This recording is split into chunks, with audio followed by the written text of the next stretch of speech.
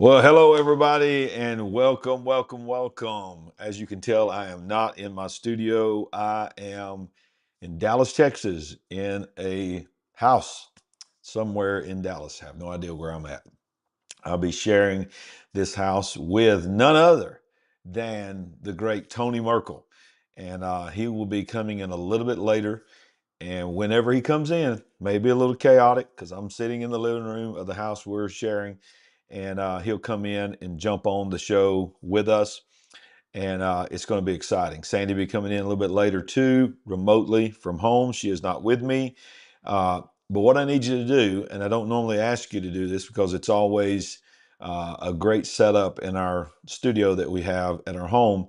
But I need you to tell me if you can hear me good. Am I peaking? Does the audio sound pretty good? I've got a little mic here. And then, of course, this will be Tony's mic later. But I need to know that you guys can hear me. I know the picture, maybe the quality of the lighting is not that great. I'm just got a ceiling fan light in here. And so we just want to do the best we can. And by the way, thank you so much for getting us over 15,000 subscribers. It is growing, growing, growing.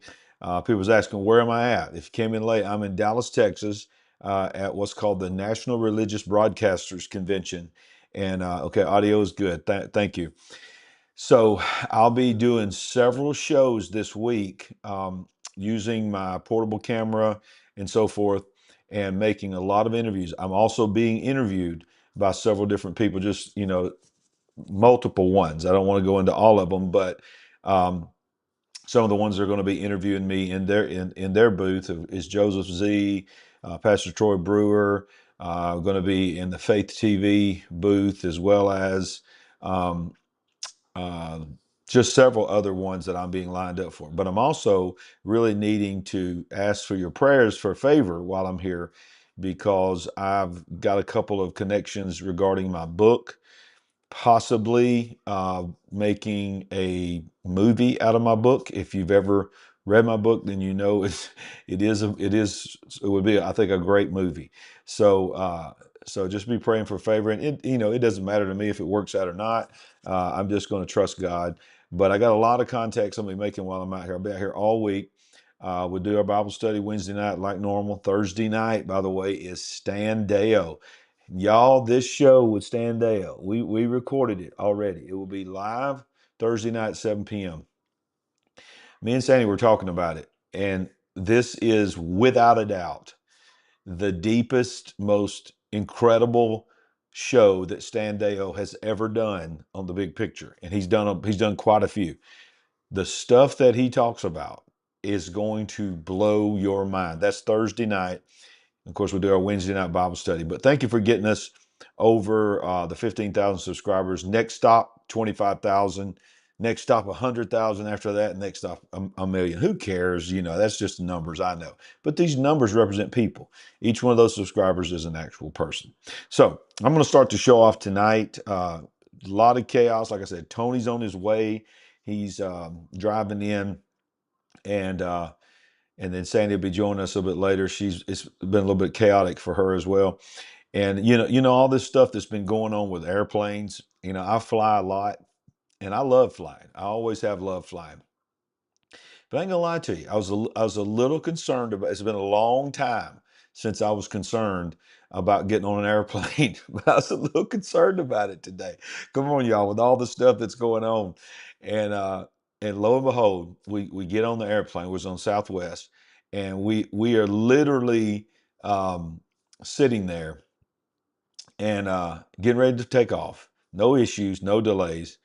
They come on and they say, ladies and gentlemen, we're very sorry. Our flight has been delayed.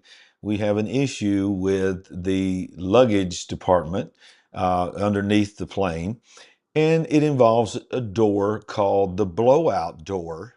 When I heard that, I was like, what? The blowout door. And then the pilot goes on and just says, which affects the pressurization of the plane. So it's a very important sensor. Maintenance is on its way, and they're 20 minutes out. And then they took them about 25 minutes to get there, and then it took another 30 to 45 minutes to fix it.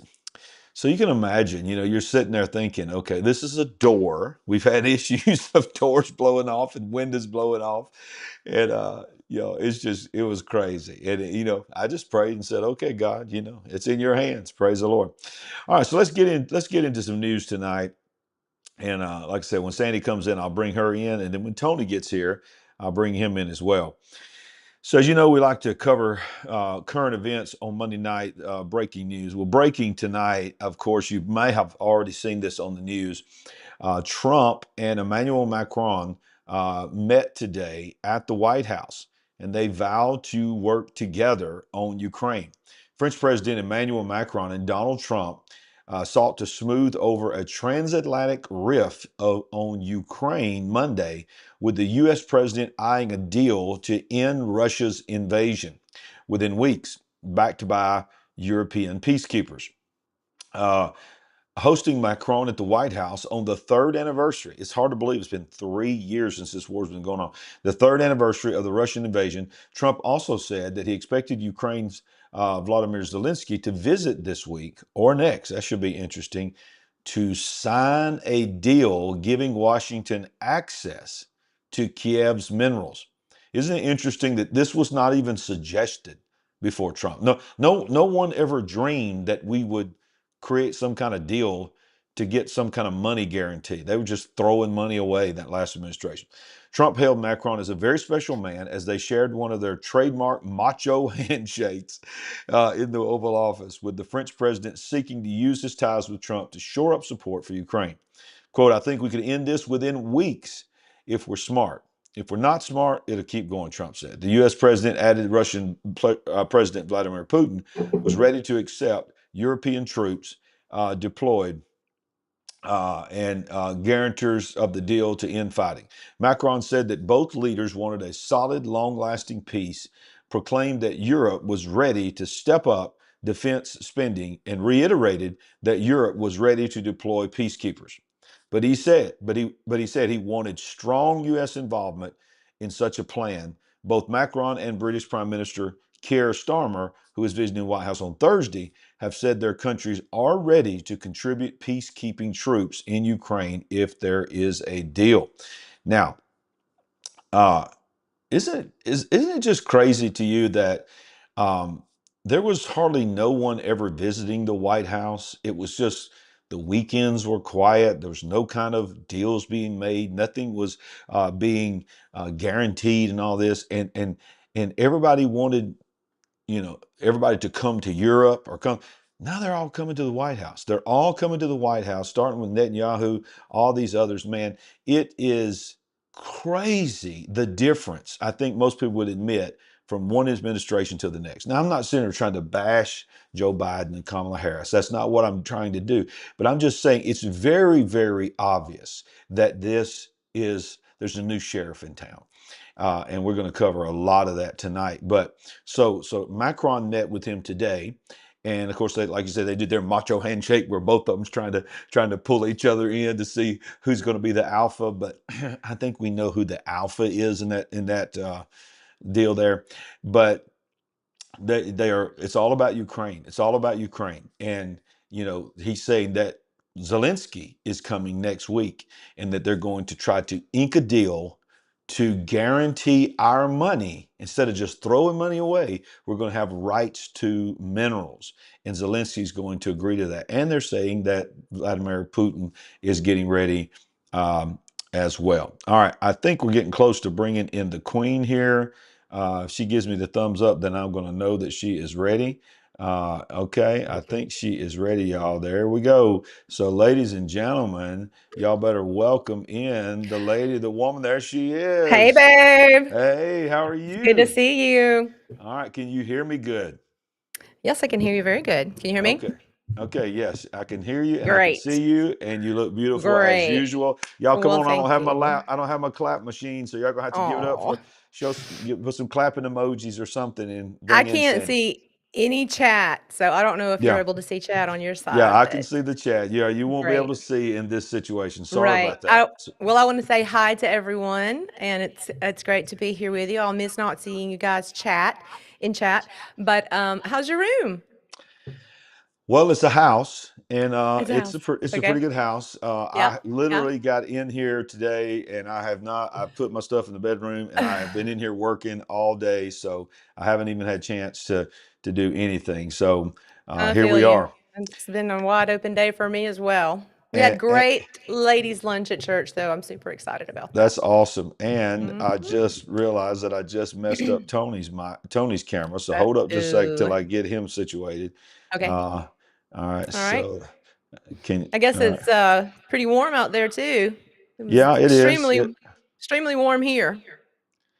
It was what is going on here? Hang on a second. Y'all just look, We got some I'm we got some managing tech issues. Got I'm tech managing issues. three different All right. camera things here. Trying Let's to see. get 3 camera settings going. Why is this not working? Mm. Trying to get this set for Tony when he comes in. There we go. All right. So Great. let me go back to this. All right. So Sandy, Mhm. let's get back into the news tonight. I just covered this. I don't know if you heard as you were getting ready, but I covered the fact that Yes, I was Trump and listening. Macron had worked out to get together today on some things. You got any comments on that before we go any further? Well, because I've been so busy with ladies for hours and hours, I don't know the ins and outs of this story. Now, I did hear that, you were talking about who was trying to have the better handshake, and we know who won that one. Yeah, yeah, Um, exactly. and talking about so many people coming to the White House and coming to Washington. Um, of course, Trump has done a little bit of traveling, but I like it. I like them coming to us. The optics are good, and Yeah, they just need to absolutely. come on to our big house Yeah, yeah. and get a taste of our hospitality and just see how it's going to be. Yes. Now I need some people in the live chat to let me know because you're the only way that we can know this. Do you hear any kind of echo? If there's no echo, then we're good. You shouldn't, but I want to know if anybody's hearing any echo. So let's continue on this. Uh, Today, there's also Oh, breaking news. Of course, I know you've been following this. The Pope mm-hmm. is. Some people believe that he's already gone. I read several people today saying that Oh, they believe really? that he's already gone. But for those that are still believe that he's hanging on, I think most people Mm-hmm. realize that the Pope is seeing his last days here. Let's just read this and then we'll comment on it. Pope remains hospitalized as early stages of kidney failure are being detected. Pope Francis was resting Monday morning after a quiet night on the 10th day of his hospitalization for a complete lung infection that has provoked the early stages of kidney failure, the Vatican said. The one-line statement didn't say if Francis, age 88, had woken up. Quote, the night passed well, the Pope slept and is resting. That was the only statement that came out of the Vatican. Late Sunday, doctors reported that blood tests showed early kidney failure that was nevertheless under control. They said Francis remained in critical condition, but that he hadn't experienced any further respiratory crisis since Saturday. He was receiving high flows of supplemental oxygen and on Sunday was alert, responsive, and attended Mass, which is amazing. They said his prognosis was guarded. To date, there is no reference to any onset of sepsis in the medical updates provided by the Vatican. Monday marks Francis' 10th day in the hospital, making this equal to the longest hospitalization of his papacy. He spent 10 days in Rome's hospital in 21 after he had part of his colon removed. It said that Rome were saying it publicly that the Catholic faithful were united at the bedside of a dying father. Quote, as our Holy Father, Pope Francis, is in very fragile health and probably close to death, we believe that he's going to bounce back. So, what I want to ask you, and I know that you follow some people that have talked about this, you know, there's a lot being said about the last pope, the Mm, prophecy of a former right. pope, and all this. Now, we're not here, y'all, to bash the Catholic Church. We have our No. opinion on the Catholic Church. We are not Catholic, and I do teaching on the Catholic Church. We're not going to bash it.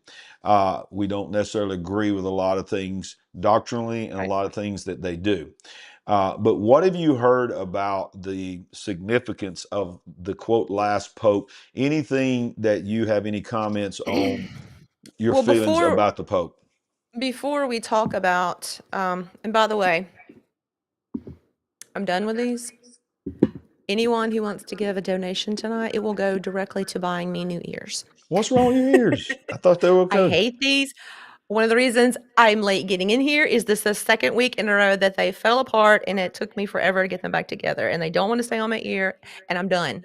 So anyway, so let's just talk about, is this not the first Jesuit pope? Yes. Well, Um, I'm not sure about yes. um, Okay, they're saying they got an echo on your end, and okay, that's what I was okay, worried about. okay. But I think it's because when you talk, it's getting in my mic. So keep Maybe. talking. I'm going to do something. Keep talking.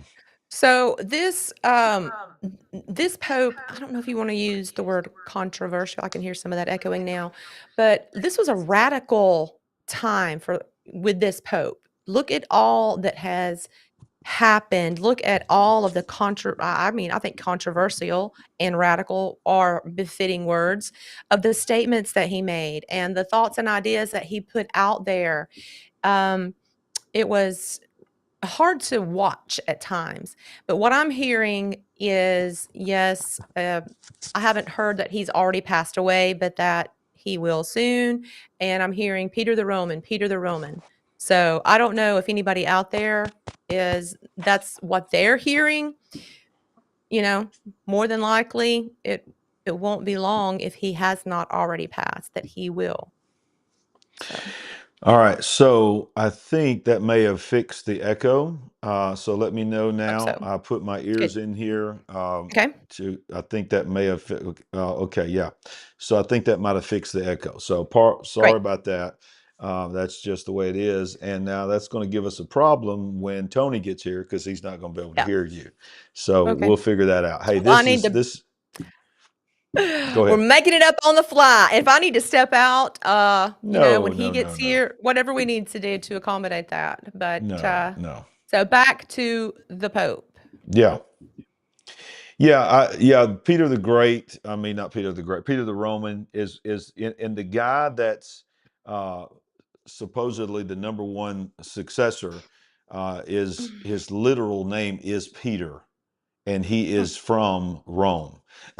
I mean, and the prophecy, the so-called prophecy was that Peter the Roman was going to be the final pope. So So y'all, it's crazy. is this looking and feeling scripted? Does it look like it's about to come down as it's been scripted and It's written it and it talked about? does. It does. It does. Okay. It We'll does see. absolutely We'll look see. like it's scripted. And if you come in late here tonight or new to our channel, I am in Dallas. My wife is at home. We have all kinds of technical issues, and I'm doing All this the from my things, laptop. All the all the things. things are happening. All right. So here's another breaking news thing today. This is Benny Johnson posted this Donald Trump tweet that he put out. Great news for law enforcement and American justice. Dan Bongino, a man of incredible love and passion for our country, has just been Yes. named the next deputy director of the FBI by the man who will be the best ever dictator, sorry, director, not dictator. Oh, the other side would love that slip. Yeah, they Director would. Cash Patel. Dan has a master's degree in psychology, MBA at Penn State. He was a member of the New York Police Department, New York's finest, a highly respected special agent with the United States Secret Service, and is now one of the most successful podcasters in the country, something Mhm. he is willing and prepared to give up in order to serve. Working with our great new United States Attorney General Pam Bondi and Director Patel, fairness, justice, law, and order will be brought back to America. Congratulations, Dan. And I believe this right here is a comment from Dan himself. He opened up his podcast today, which is one of it's right there with Joe Rogan. It's sometimes it goes back and forth being the number one Wow. or the number two.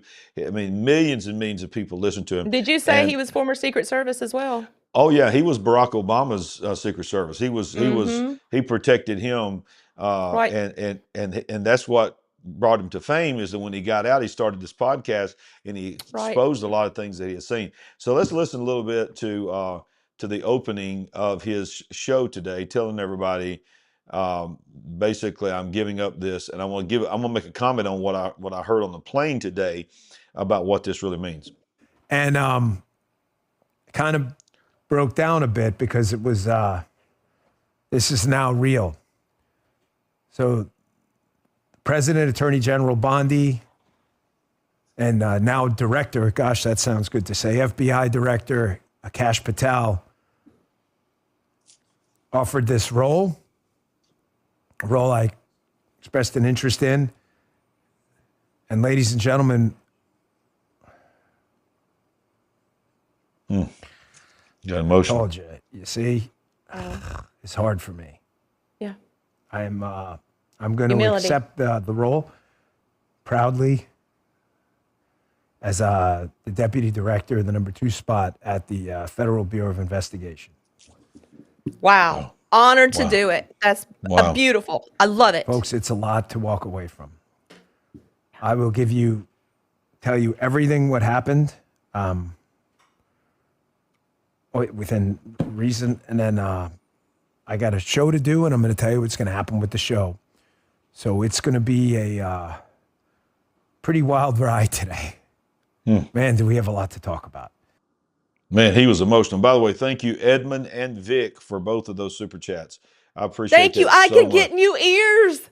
Yes, you can get new ears. They're getting you new ears, baby. They're getting Thank you new you. ears. But here's the thing that I want to say that I heard a podcast. I was listening to a podcast on the plane, and they said that he is walking away. Listen to this.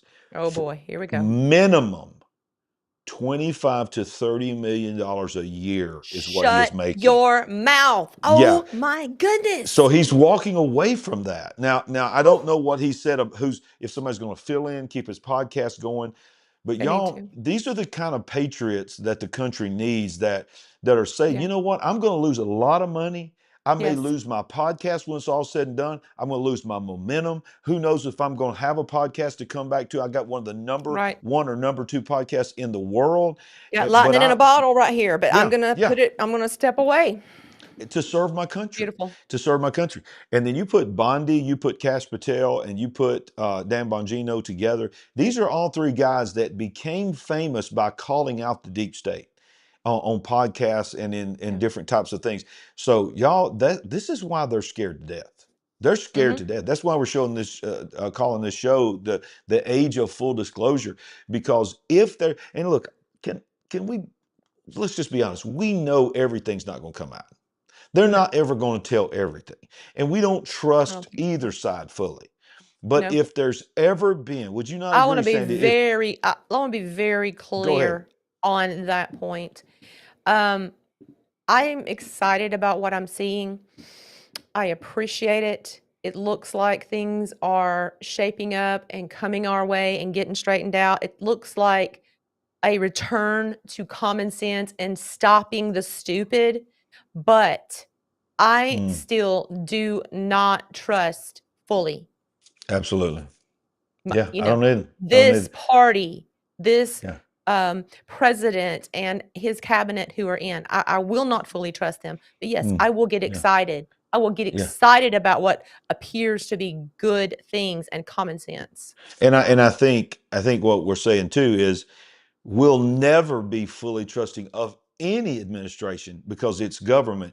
But if there was ever an administration that we got a shot to know more than we will ever know probably in our history, it's this administration. I feel like this is the best shot in my entire life to make some changes.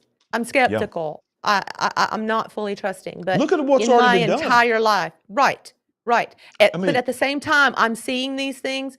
I'm also in the back of my mind thinking, okay, how easily could this turn into even more control than what I've already been under? And I think everyone should have that in the back of their mind. It looks good. It feels good. It feels like true change. It feels like return to common sense and normalcy maybe. But how many decisions could be made to turn this into even more of a control mechanism than what we've already been under? So, let's be happy. Let's be excited and, positive about the future, but don't go blindly along thinking nothing could possibly happen. All right, so I don't know if that person that just made this comment is behind or not, but they're saying that you still have an echo and that you're louder than me. So I want to Okay. clarify real quick. Okay. Sorry for keeping asking that. So let me know in the live chat if we both are pretty good and there's no echo since I put my ears in. It should be that's the case. I'll back Billy, off let my me. mic a little. Yeah, no, it sounds good in my ears. I think Okay. we're good. I'm just going to Okay. verify that in just a moment. But Yeah, but I back to agree. Dan I Bongino. Yeah. Wow, this Wow. is, oh my Okay. goodness. I love it. I love it. All right, everybody say it sounded good. I think that person was a little bit behind, uh, but I do. I love patriots, and I believe this Yes. is a patriot Yes. move. It's a patriot move because y'all. I mean, it's still a lot of money for people like us, Hmm. but you're talking about $150,000, $125,000, $150,000. That's to us. That's a lot of money, but to these kind of people, that's not. Especially when you're making 25, 30 No, million dollars a year, and exactly. you're moving away from your advertisers. Well, the thing that you've built, you've put on hold to go serve your Right. country. And Yeah. I absolutely think that's great. That's just what he's making now on the Yeah. beginning of Right. this current administration. He has momentum to grow and grow and grow. And he's smart and he's got smart people around him. So, like you said, he'll probably get someone to come in and or multiple guests to feel someone to manage what he's built while he's away, and he can return, maybe write a book, do speaking engagements, whatever. Yeah. He's Yeah. not done. He's not going to ultimately suffer, and Yeah. guess what? He's doing what he wants to do. Absolutely. All right. So speaking of patriots, I also believe that this man right here, and I believe honestly, Dan Bongino would have never taken this job if Kash Patel had not been confirmed as the FBI Maybe director. not. But get this, I don't know if you heard this, but in the midst of all the cleaning, the house cleaning in Washington, uh, Trump has now tapped him to also run the ATF. So he's going to be the FBI director, and he's going to run temporarily the ATF, the Alcohol, He's Tobacco, and doing Firearms. double duty for a while? Yes, yes, yes. So Okay. FBI Director Kash Patel will be tapped to run the ATF, according to Fox News, which based the report on two unnamed sources. The AP reported that Patel will be the acting director of the ATF, crediting the information to the Justice Department official. This official spoke on the condition of anonymity to discuss the move before it's announced publicly. White House officials didn't immediately respond to requests for comment Saturday evening. The ATF went around Congress to introduce numerous regulatory gun controls during Biden's presidency. Those controls included so-called ghost gun regulations and engaged in the business rule, which was intended to expand background checks and a ban on stabilizer braces for AR pistols. These regulatory actions drew the ire of American gun owners and congressional Republicans, emerging in November of 24, calling to abolish the agency. As recently as February 22nd, Burleson used a post in X to highlight his bill, H.R. 221, which is designed to abolish the ATF. He added, quote, eliminate the redundant agency that consistently violates Second Amendment rights. The director, Steve Dettelbach, who oversaw the ATF's implementation of regulatory gun controls under Biden, resigned his office on January 18th, 2 days before the inauguration, ensuring that he would leave office before Trump was sworn in.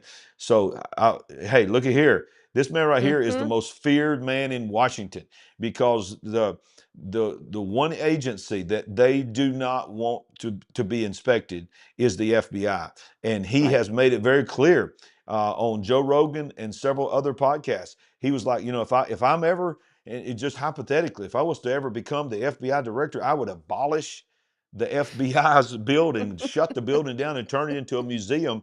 And now he's going with Dan Bongino. Wow. He's Yeah, gonna lead the ATF as well.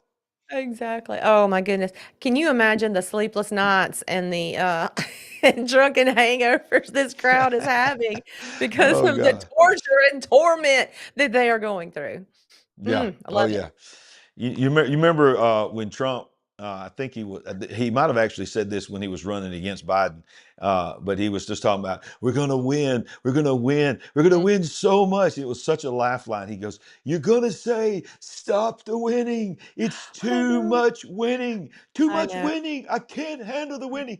And it's like, it feels like for those that are all Mm. in for Trump and the Trumpites and all of that, they just Mhm. got to feel like there's a lot of winning going on right now, and it's Yeah. got the deep state in a Mhm. state of panic. Well, I I'm just have telling you, to. they are got to be freaking out. They are, and I just have to go ahead and ask this question. Are you doing a story, or did you insert a story on Joy Reid for later? I didn't, but I Okay. know what you're talking about. You go ahead and Then comment we on can it. just go ahead I and didn't want to. talk I didn't want to about it beat it up. You right know. here. She got fired, Yes. and I think it was a great move. It was too much joy. Okay, she needed to go. Too much It, joy. it was actually not enough joy. It was no joy. Too much she joy. she needed to go, so she's lost her job. I saw a video title out there. I didn't watch it. That she basically fell apart on the air or whatever. But look, it's just ridiculous to try to watch that. She's out of touch, irrelevant, and I'm going to go ahead and put this out there. Look out. Next up for getting Uh-oh. fired, Whoopi Goldberg. If there What? is a more irrelevant person that is out of touch and needs to go, it's her.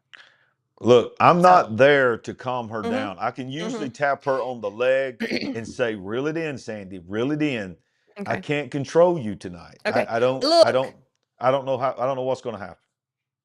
that's all I want to say. There's no crazy radical stuff. It's just you're talking about they're losing their minds, they're in a state of panic. Okay, I'm just saying the state of panic must be going into broadcasting because people's shows are being Yeah. shut down, broadcasters are being fired, they're losing their job. Why? Because they're out of touch, they're irrelevant. It's not working anymore, Mm, mm. right? My God. I'm just saying, That I don't girl watch The is on View. fire. I'm just saying I don't watch The View, but somehow these clips of The View pop up in front of me, and I'm like, Yeah. okay, How is that show ladies, still on? ladies, your days are surely numbered. Mm. You are out of touch, spewing hatred and all kinds of things. And But you know, a I don't lot of know these how you have people the viewers you have. on CNN and some others, they're sort of reading the temperature, and they've adjusted some of You these mean of things the last because administration? I'm saying that for those that want to stay on the air, some of them are Oh, adjusting, right. and I think that's why some of these networks are getting rid of some of these that are just all about hate Trump, hate Trump, hate Trump, and I think they realize, hey, if we're going to stay in Okay. business, we got to make Okay. some changes. It's not just hate Trump, hate Trump, hate Trump. It's hate you. It's hate me. It's hate a lot of things and a lot of different people, you know, Yeah, talking, running Christians in the ground and right. so on and so forth. That's what I'm talking about. Out of touch, Yep. irrelevant, and Well, hate filled. this was interesting to me. You know, we're talking about so much winning. I mean, how about this? Apple decided today to announce they're going to invest $500 billion in the United States after meeting with Trump. Okay. Tim Cook Tim said Cook. we'll add Alabama boy, by the way. Alabama boy went to Auburn, bless his heart. Mm-hmm. I Um, know. 20,000 jobs in the next 4 years.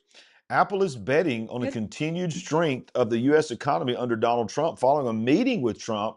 Apple CEO Tim Cook, who was also in attendance at his inauguration last month, the technology giant has confirmed it will invest a staggering $500 billion How much money in the do they United States. have? Or can they Exactly. cobble together with themselves and other people? You're okay. Crazy money, crazy money. Crazy one. 20,000 jobs too. That's Well, amazing. come That's amazing. on. The company said Monday that it plans to spend $500 billion domestically over the next 4 years, which will include work on a new server. And watch how this is the theme in all the investing. Yeah, all the investing, all these big numbers seem to have this in it. It says a new server manufacturing facility in Houston, a supplier academy in Michigan, and additional spending on existing suppliers in the country. The disclosure comes days after Trump and Tim Cook met in the Oval Office. He's investing hundreds of $1 billions and Trump has threatened, talking about the tariffs and so forth. But here's what I want to tell you is that this is about, here it is right here. Apple and Foxconn will begin producing private cloud compute servers in Houston this year, shifting some cloud infrastructure manufacturing from overseas. A 250,000 square foot facility for server production is set to open in the city. And the article goes on to basically say this is so they can get ready for AI. So it's like everybody's building for AI. Okay, well, where's their power source? Because we know what comes along with that is you need a mini electrical power plant, right? Exactly. So when are we going to start talking about that? Right. Yeah. Just for their project. And they all have been given permission by Trump to build their own nuclear power plants. They have. Next even to though these AI that was factories. the bane of our existence, a hard pass, no, we'll do anything, but we're not going to do that. But all of a sudden, it's just right as rain. Absolutely. You want your own power plant? You want your own nuclear power plant? Do you want a nuclear power plant? Everybody get a nuclear power plant. You get a power plant. You get a power plant. You get a power. You all get a power plant. Everybody. Everybody getting a power plant up in here. That's right. So let's go back. Let's rotate back to Zelensky, because what we opened with is Zelensky is supposedly coming to Washington next week to sign a deal. This is going to be so good. Oh, yeah, that's going to be so good. Ladies and gentlemen, they're coming in now. They'll be joining us later. The Merkel crew has arrived in the studio. Hey, Merkel crew. Hey, Jack. Hey, everybody said, hey, y'all. So there's no pressure. I know y'all tired, but we're live on here right now. What's up, my man? What's up? What's up, Jack? Good to see you, bud. Hey, y'all. Uh-oh, wait a minute, I get in here so to see you. There they are. Hey, guys. We're hanging out. Hanging out. There's Jack over there somewhere. Where's Sandy? Oh, there she is. Glad you made it in safe. Take your time, brother. Take your time. No rush. You're just covering news. This is going to be exciting to have them jump in. We're going to have a discussion. We're going to have a discussion on disclosure, UFOs and aliens. Yeah, I'm not saying it's aliens. You got the right man in the house for that discussion. Got the right man in the house. Got the right man in the house. Yeah. Let's go back to Zelensky, because Zelensky is saying that he's coming to Washington, but to sign a deal. But look what he offered this week. I just was amazed by this. He said he offered to resign in exchange for NATO membership. Did you see that? No. Amid the ongoing public spat with U.S. President Donald Trump, Ukrainian President Vladimir Zelensky has claimed that he would be willing to step down in exchange for NATO membership for his country, which was just, for the cameras. I mean, he knew that he wasn't going to get NATO membership, but he said, if there is peace for Ukraine, if you really need me to leave my post, I am ready. I can exchange it for NATO, Zelensky said. The Ukrainian leader denied the characterization, but claimed that he wasn't offended by it. What was the characterization? A dictator. Donald Trump called him a dictator for canceling presidential and legislative elections last year under the martial law implemented following the Russian invasion. So let's just continue on this, because I want to show you this, because this caused a lot of people to comment. And National Security Advisor Waltz was on Fox News and has openly said Ukrainian NATO membership is not back on the table. So let's play this video. Good. So today marks 3 years since the start of the war in Ukraine, and French President Emmanuel Macron will be at the White House today, where he's expected to urge President Trump to do more for Ukraine in those peace talks. And now Ukrainian President Zelensky is even offering to step down if it will secure peace in NATO membership for his country. Joining us now is a key figure in those negotiations, President Trump's National Security Advisor, Michael Waltz. Congressman, thanks so much for joining the program. Yeah, thank you, Lawrence. Good to be with you. So tell me, what's the latest on these peace talks? Are y'all close to a deal? I know Secretary Rubio said that, you guys had a deal that was going to go to the parliament, But then Zelensky said something different to the public. So have you guys reached some sort of deal right now? Yeah, listen, the negotiations are literally happening as we speak. We have been all hands on deck. Secretary Bessent, our Treasury Secretary, has been leading the charge. And frustrations are high, frankly. The United States has stepped forward for Ukraine in a historic and tremendous way. Right. We are heading, today into the 3-year anniversary of this war, and we expect the Ukrainians to realize the opportunity that this is, and President Zelensky to realize the opportunity that this is, to be co-invested with the United States of America in the future of Ukraine, in the future of its economy, and Uh-oh. Sorry, I did that. growing the pie in terms of its natural resources that not only helps Ukraine, but recoups these hundreds of billions of dollars for the Ukrainian people. Yes. And for the American taxpayer going forward. So we expect to get this deal done. President Trump expects to get this deal done. And I think you will see that in very short order. So the article goes on to say that they believe that peace is some kind of peace deal is going to be agreed upon in the next couple of weeks, which would be very, very hard for me to believe that it's going to happen that fast. But the world is changing right before our eyes.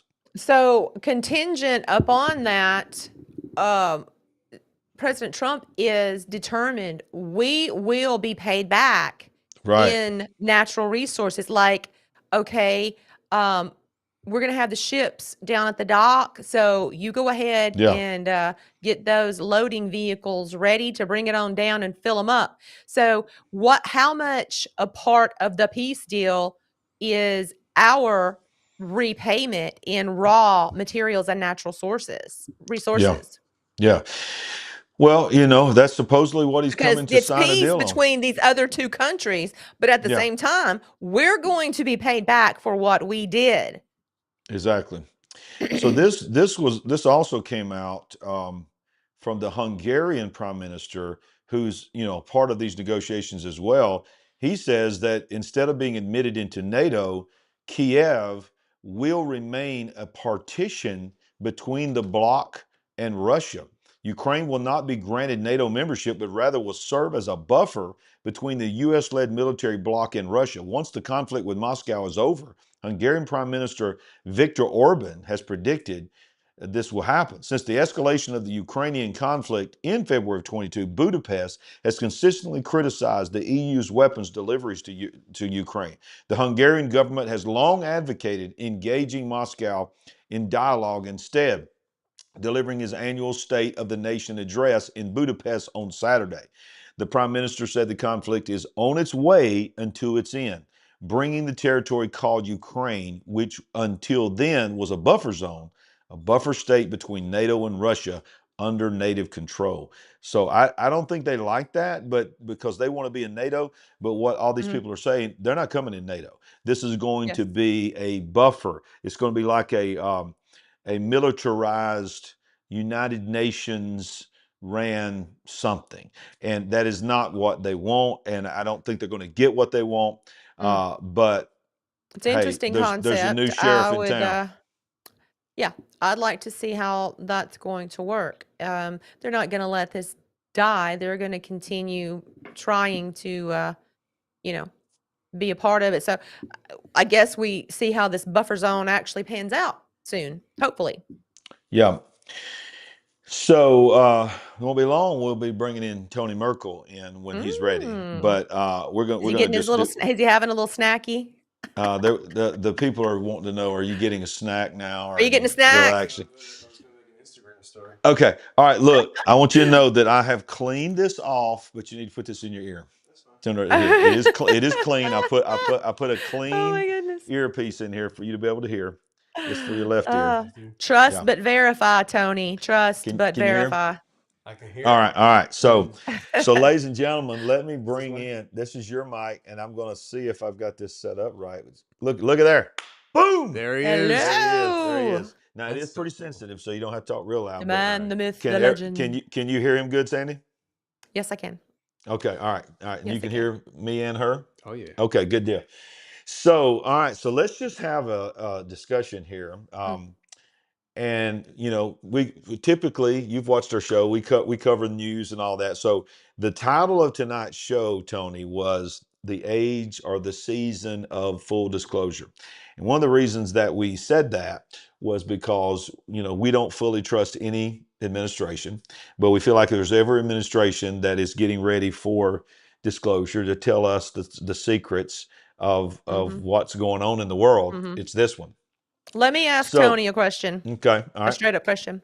Okay. Tony, do you think that Donald Trump has been preordained to be the disclosure president, the one that is going to take us in and reveal it all? Preordained as in God ordained? Maybe not so much, maybe by God, but at least by the powers that be. I think to a certain extent. Okay. There's as somebody who just I've been brainwashed to think over time about how we shouldn't trust our government. Come on. And now Yeah. I like the things that he's doing, but I still just have this bone of distrust Yeah, me too. in me. Wow. We And just went so- long form on that very thing Yeah, that we you sure said. did. We We like sure a lot did. of things we see, Yeah. but I will not turn my full trust over and just go No. blindly. And that's the Christian way, right? Right, yeah. Like our trust. If I'm going to trust in somebody blindly, it's going to be Jesus. That's it. Amen. So I mean, like I was just telling Jack on the way over here. Look at that. We about to Oh, Did boy. we talk about that? Right. Did you talk about that? Not yet. No. No? No. Throw it up there. Sandy. Somebody just Liberty and Broward County said, Tony, it's Standeo Victor. I think so. I talked about it on my live on Saturday night, and so I think maybe they heard that. Yeah. But I had to go on my show and talk about it, and Yeah. I think it was Friday night, and I wanted to get John on with me live to talk about it, but he didn't. So he didn't tell me it was confidential. So I read his text message to me on air. So look, we got to explain this because people are like, "Who's Victor? Who's Victor?" And for full disclosure here as well, since we're on the topic of disclosure, I hadn't even told you this. I did mention it to Stan. We did talk. By the way, tomorrow night. I mean Thursday night. Thursday night, y'all. This show with Stan Deo is one of the most powerful shows that has ever been on The Big Picture. Let's It just is- go ahead it- and say it. It is fire. It is fire, y'all. It is crazy. But when we went off the air, I asked him a question, and I said it in a funny way because come to find out, Stewart had already called him and apologized to him and all that, and just said, John "Hey, Stewart. John Stewart." So the little backstory here, and you can take us in this backstory, Tony, is that the famous video that everybody thinks is fake and staged and like puppets and all that, the autopsy. I don't know how you feel about Talk it. about the John, the alien interview. with Yeah, John? Okay. first of all, I'm not saying that I think it's fake. I'm just saying a lot of people say this is fake and Yeah. all this. But is that not the famous, that video was included in a documentary where there was this sort of whistleblower that was blacked out. As far as I know, yeah. And his name was Victor. Mhm. So there's been this great mystery of who Victor is. So take Yeah. us there and let us So, understand a little bit more about that.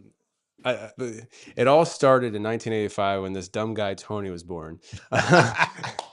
And so I'm sitting in the studio, and John is somebody who I mean, I love talking to John. Yeah, he's and awesome. anybody who says like, I can't believe you had him on a second time and stuff, I'll have him on a third and fourth time too. He's Absolutely. Yeah. fun. It's fun. But so I enjoy talking to him, but he is one of the people that when I have an in-person interview and somebody is talking a million miles an hour, it's hard for me to keep up with everything. Right. Especially they'll say something, my mind wanders, and I'm thinking about something they just said, and I'll miss other things.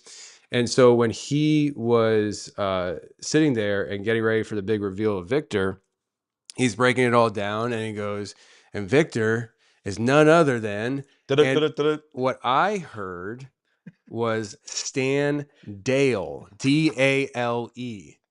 Right. And you go back to it when he starts talking about Yeah. it sounds like he's saying we Stan did. We Dale. went back and listened. Mhm. It does. Mhm. It does. And I can even back this up with the transcript because the Yeah. transcript even says Oh, Stan Dale. It picked it up as Yeah, Dale. Dale. Wow. And my mom was already made up that it's Stan Dale, and I don't know who Stan Dale is, so it means nothing to me. Right. Right. And then as you listen to it, I definitely hear Stan Deo, but I'm already hearing Stan whatever.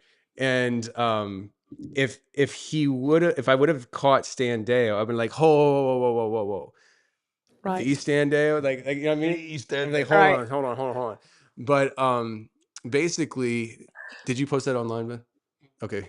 I'm trying to share a video of you doing this with my cool. stories on Instagram with the Wow. link. Okay, cool. And so, but anyways, so he says that on the show, and Jack was telling me how the filter behind John in the interview on this video was a little distracting because it was moving too fast. So I went back to look at it, and while I'm watching that video, I see one of those comments that pop up on the video, and it says that I told you never to talk to this guy again on the show. I don't care. I don't even know who you are. Exactly. Like, why am I gonna? I Oh. don't take orders from you, you know? Right. And he's like, and Victor was not Stan Deo. And I'm like, nobody said he was Stan Deo. What are you talking about? and so I go back and I listen, I watched the transcript and all that. I was like, oh, okay. And I think that's when you were on the phone with me, right? Yeah. Yes. We called it. Yeah. Hey, Sandy, this is tell the what story. Tell the happened. story, Sandy. This is what happened. You had posted that video, I don't know, maybe during the daytime. I'm laying on the couch at 8 or 9 o'clock at night, listening to the video you have put out earlier that day. And I'm just going through this. I'm taking all this in, and I'm looking over at Larry going, Larry, you're not going to I was believe almost asleep. what She's like, is "Wake up." happening on Tony's show that he posted 4 or 5 hours ago. And so you start firing off texts to Tony, and you guys get in this heated discussion about Argument. We were Stan arguing. Deo. Oh, It was and so cool, though. what was so funny is, like you said, you were like, "What are you talking about? Nobody talked about Stan Deo on my show." had And no I was idea. like, "Dude, we just heard it." And he was like, He said "No, he said Stan Stan Deo." Deo." But look, the video that we're talking about is the video. If you've seen the dark alien autopsy, and it was a What year was that? documentary. I can't remember when that. 94, I think. 94. I think.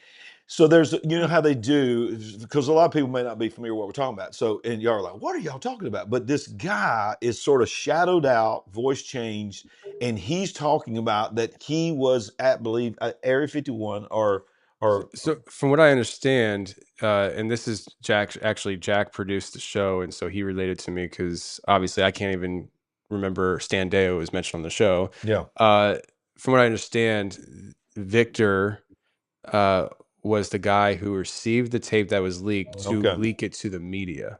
Gotcha. And so that's why he was going into this, you know, it has to be Stan Deo because one, it looks like Stan Deo. And he even said that Stan Deo told him that you found my doppelganger. Yeah. But so I see on X that there's this big announcement. Now I just dropped the episode this past Tuesday, and then like a day later or two, I see this big announcement coming from Jon Stewart's camp, and I'm like, what's this big announcement? Like, what's going on? Like, I just dropped this episode. Is my information expired? Yes, it is old information.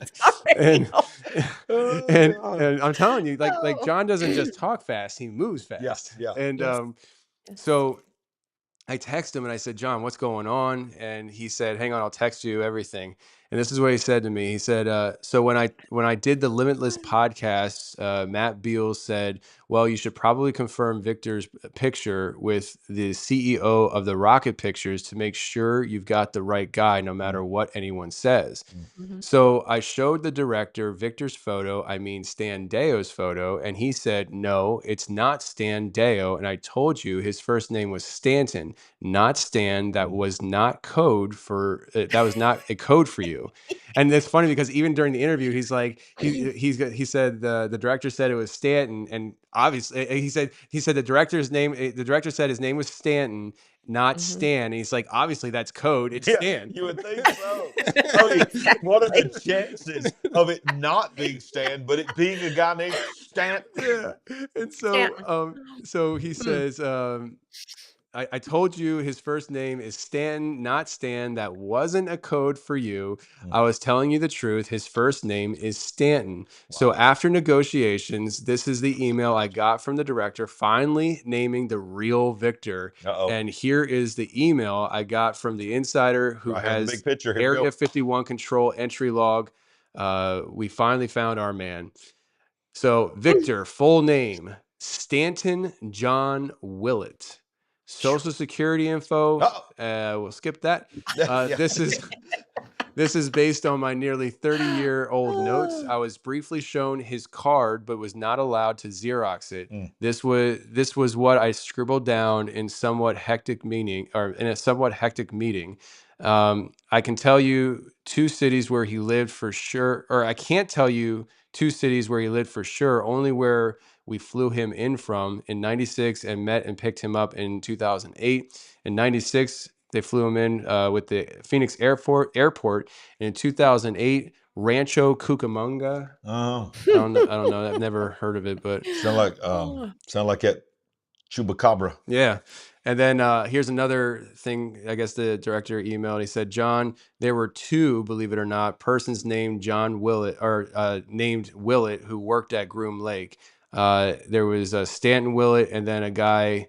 I don't want to say his name out loud just because I don't want to bring him into it. But so Tony, I want to ask you. So we know. This is what we've been told, and of course, Stan. Like I said, Stan's going to be on the show Thursday night. When we got through recording, I asked him about this. He laughed about it. Sandy came in there. He goes, "I've met a new friend. Have got a new friend. Stuart's a friend." And he called. In fact, he called. I don't know if you know this. He called Stan and said, "Hey, look, I'm sorry because good. all that." So it was really good. So let's go back to this. For those that they're probably going to go find this video now because it's out there. They need to. Sure. They need to. What is your opinion with the world that you run in? Yeah. What is your opinion of that video? So it looks fake. Okay. And to me, it looks fake, but I'm not saying it is fake because I've never seen an alien. You know what I mean? Right. And so like it's just to me. All right. So here's the thing. I'll say it this way. How do I say this? So in 1967, Patterson Gimlin filmed Patty the Bigfoot. And for, decades, it's been debated as to, was that a prank? Was that real? Some of the information that, maybe not everybody knows about it was that they were out there to film a movie, and they were out, I think it was going to be about this idea of Bigfoot. So there's that aspect. There's also the aspect that it was such a clear footage and we can't get that today. Why did they get it back then? There are other things that are interesting with that story where it's like people in Hollywood, Disney said that they back then in 1967, they didn't have the technology to recreate a suit if that was a suit. Wow. So like there's all these different elements to that storyline. And I look at this video in a similar vein where it's like, do I know? I don't know. Right. It's with the same skepticism that people will approach the Patterson Gimlin film, which I choose to believe it's real, but I choose to believe it's real. Is the same that I kind of look at with this footage where it's real footage. I believe it really came from Groom Lake. I really believe that it was leaked, but why was it leaked? Well, okay, so that leads me to, you believe that it did come from Groom Lake. So therefore, whether it was staged or not, was it a planned distraction or a reenactment to try to cause you to think this is so fake, but something like that really happened, and they don't want you to delve in to try to find out what really happened? Yeah. I don't know. I think there could be plans to. I think that they play the long game, and I think they've been playing the long game. So I think there's a strong chance that if this is fake, it's obviously disinformation piece. It's obviously propaganda type piece because they're making it. what the reason for it might be conditioning the world, trying to see how they'll react to it.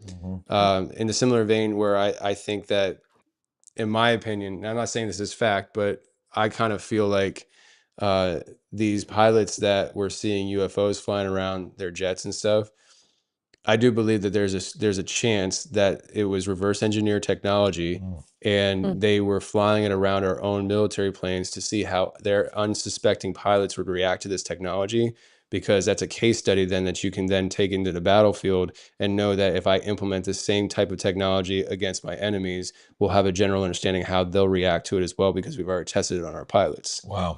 So Very smart. Very so smart. I feel like it could be a similar thing where they're doing their own like little market research by releasing Right. this kind of stuff to see who gets their hands on it, what does it do, how does it kind of make its way through the pop culture ethos. And here we are, 20 plus years later in 2017, and Disclosure starts, and the rest is history. I mean, we're on a supernatural disclosure now. It's insane. It's Yes, insane. we Yeah. are. So, Sandy, do Got you it. have a specific question for Tony regarding disclosure, Brr. or any particular question? Because I've got So a couple, here, but I want to open it up to you. here's the thought. So, what do you think will happen by this summer? And I'm not asking you, do you think full disclosure will happen? Because we're toying around with that for a long time now. I think something is going to happen. Like we just had Jake Barber and the egg, and that was, That's not look, going come on. away. No, it's not That's going not away. going away, No. but the footage was not convincing to me. I think more the thought and the theory and the idea that there, could have been an egg or there was an egg, because we watched the piece of him, supposedly lifting it and moving it. That was not 100% convincing to me, but just the fact of who he is, what his field, what he does. Okay, I can buy into that. The fact that he has had an experience with her and all this and crazy eyes, crazy eyes. He's got crazy Oh, he's eyes. got crazy eyes. Yeah. But we're about to enter March. Let's say by June and July, what in your mind do you see a realistic event happening? Well, I don't think that, like, kind of bouncing off what you said earlier, I don't think that a full disclosure will happen. And I don't think a full disclosure ever will happen, because I Right. think disclosure is going to be an ever evolving thing that they mold into their own image. So, it's the disclosure that's going on right now is only disclosure according to what they deem they want to release and share with us. I think we probably should start looking at it less as them releasing information and more as them giving us information that they want us to think on. Yeah. I think that's essentially what disclosure seems to be right now, where the idea that I personally feel like, just being somebody who's been in this world for the last 8 years, the people in this world, I don't know about all the normies, but there's a lot more people coming into my world now, Yeah, there are. and they can handle the information. So this idea that, they're protecting us because people can't handle it and they're worried about world religion, that's BS, because Yeah. that they're absolutely, these people, they've rolled out for generations now this idea of atheism, this idea of godless living. And Yeah. now all of a sudden we're supposed to expect that they care about those who they've been trying to Right. disprove for So good. generations and decades. We're supposed to believe the very same people who've been set out Come on. for generations to disprove the Bible, to say it's not real. Those very same people are the same people who are worried about my spiritual health and well-being. Right. I don't buy Yeah. it. Don't buy I don't it. buy it. No. So it's an absolute fakery Yeah. to just manipulate people once more. Yeah. And Yes. so I just feel like, whatever happens, and I'm not sure if there's something that you guys are referring to that I'm missing, as far as, is there something supposed to be coming? But in general, disclosure is, and I've been saying this a lot. I feel like a broken record, but I'm going to continue to say it because not everybody's heard me say it. disclosure right now, what we're dealing with is a supernatural disclosure. They're rolling it out, and they're the very people who told you that God doesn't exist is now telling you have no choice but to believe in a supernatural existence. And they're the same people who are going to start molding that existence for you. And it's not Yeah. going to be God. It's not going Yeah. to be Jehovah. No, They're rolling out a new age, new religion. Yeah. This is going to be 100% deception. Yes. And there's going to be a lot of Yes. people, even who call Great themselves deception. Christians, who will fall for Yes. this. Oh, absolutely. I've seen it already. Yeah. There are cults rising up Yeah. around these My ancient goodness. goddesses. You mentioned about Yeah. Barber and his crazy eyes, and you said, I think, what'd you say? Yes. You said he encountered her or something. Yeah, Her. and that He and that he she- refers she to it came as a in him, female. Do you? and do you? that Okay. she's still in him. Right. And Yes. so Yeah. that's the same thing that Chris Bledsoe talks about. He calls her the lady. Wow. And he even says that he found out during a regression hypnosis session that the lady is the Egyptian goddess Hathor, and that Hathor, the female Egyptian goddess, is the Holy Spirit.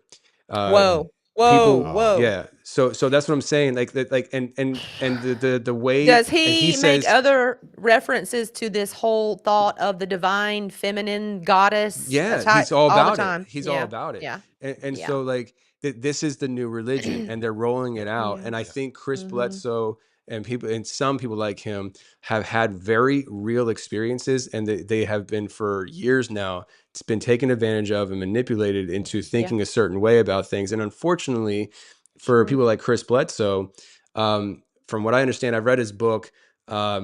His wife's uncle, I believe, was a very important figure in one of the charismatic churches, like denominations. And so he went from being Baptist to Pentecostal. Wow. And when this whole thing happened with him, and he was abducted, and everything happened this one night, and it continued to happen, they went to the church, and the church rejected them. Wow. And so we literally took somebody and handed them over and said, you're not welcome here. So the next step was, okay, so if this is, it gives room for this deception to take hold. Yes. And now, I mean, he takes people out on beaches, and he prays to these things, and these lights come in, these UFO lights come in. Like, it's very. That's what Dr. Stephen Greer does. They go in the CE5. field and sit down and call them in. What is that called? What is that? Something 30? CE5. CE5. CE5. So and that's what the Barber guy said. He's like, they're all doing the same thing. They're here because remember the reporter asked him, why do you think it landed? Why do you think because we invited it here? We called them in. And they get in. We summoned. Psionics. They said summon. Summoning the demon. Yeah. Summoned. So that whole thing, the Barber stuff, I haven't had a chance to really dig on him, but it basically, it seems like they're trying to psychologically transition the culture and the understanding of MK Ultra into a volunteer basis. They haven't got rid of the program. Now they're trying to call it ethical by having people volunteer for it. But when they talk about how children are some of the most susceptible, but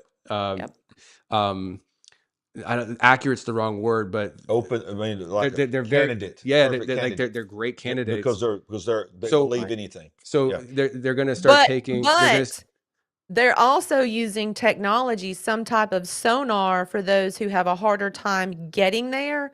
They are incorporating technology with their psionics for other people to be trained to be able to summon. Yeah. No, it's this whole summoning thing should tell you where it's coming from. Yes, absolutely.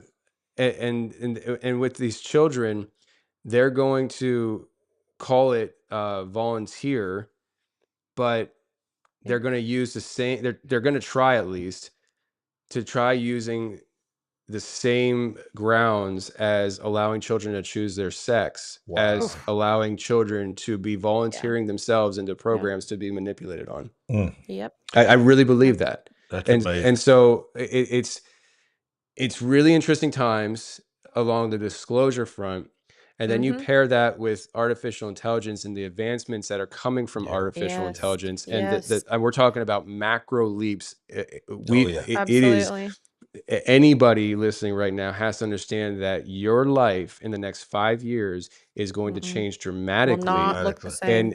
And you have to understand that Yeah. it's not a theory. You Yeah. are not stopping this. You have to be prepared for this, because Yep. I'm not talking about monetary planning or physical planning as much as psychological planning. You have to have it in your spirit. You have to be prayed up, because in these times of disclosure, marrying it with the AI disclosure essentially Right. was what it's called, what it is. There are going to be people who are going to start finding themselves worshiping ancient gods, Ooh. goddesses, and even the new technology of the day. Because what's going to happen is AI is going to become so powerful that it will have the opportunity, if we allow it, if we let it get there, which I don't know how we're going to stop it, it'll have the opportunity to insert itself as leadership over us. Yeah. So if you think about the conspiracy theory of the whole Trump time traveler thing, Right. the Yeah. Yeah. book, Yeah. that Yeah. book is called what? The Last President. Yeah. And it's all about Trump, or this kid Barron and his Barron. Yeah. Don, his Yeah. all that, right? Yeah. So it's almost like prophetic in a sense, Yeah.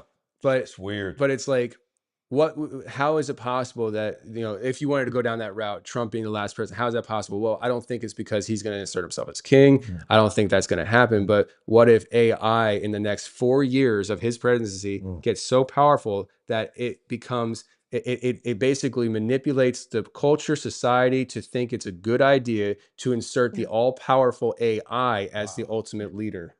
Well, look, this is one of the things that I always Wow. say. And in fact, Sunday at my church, I began a series. My people know that I'm sort of out there, but they were even surprised Sunday. Sunday, I began a series on disclosure in our church, and I preached on aliens and UFOs in our pulpit. Awesome. And I'm talking about broke it down, brother.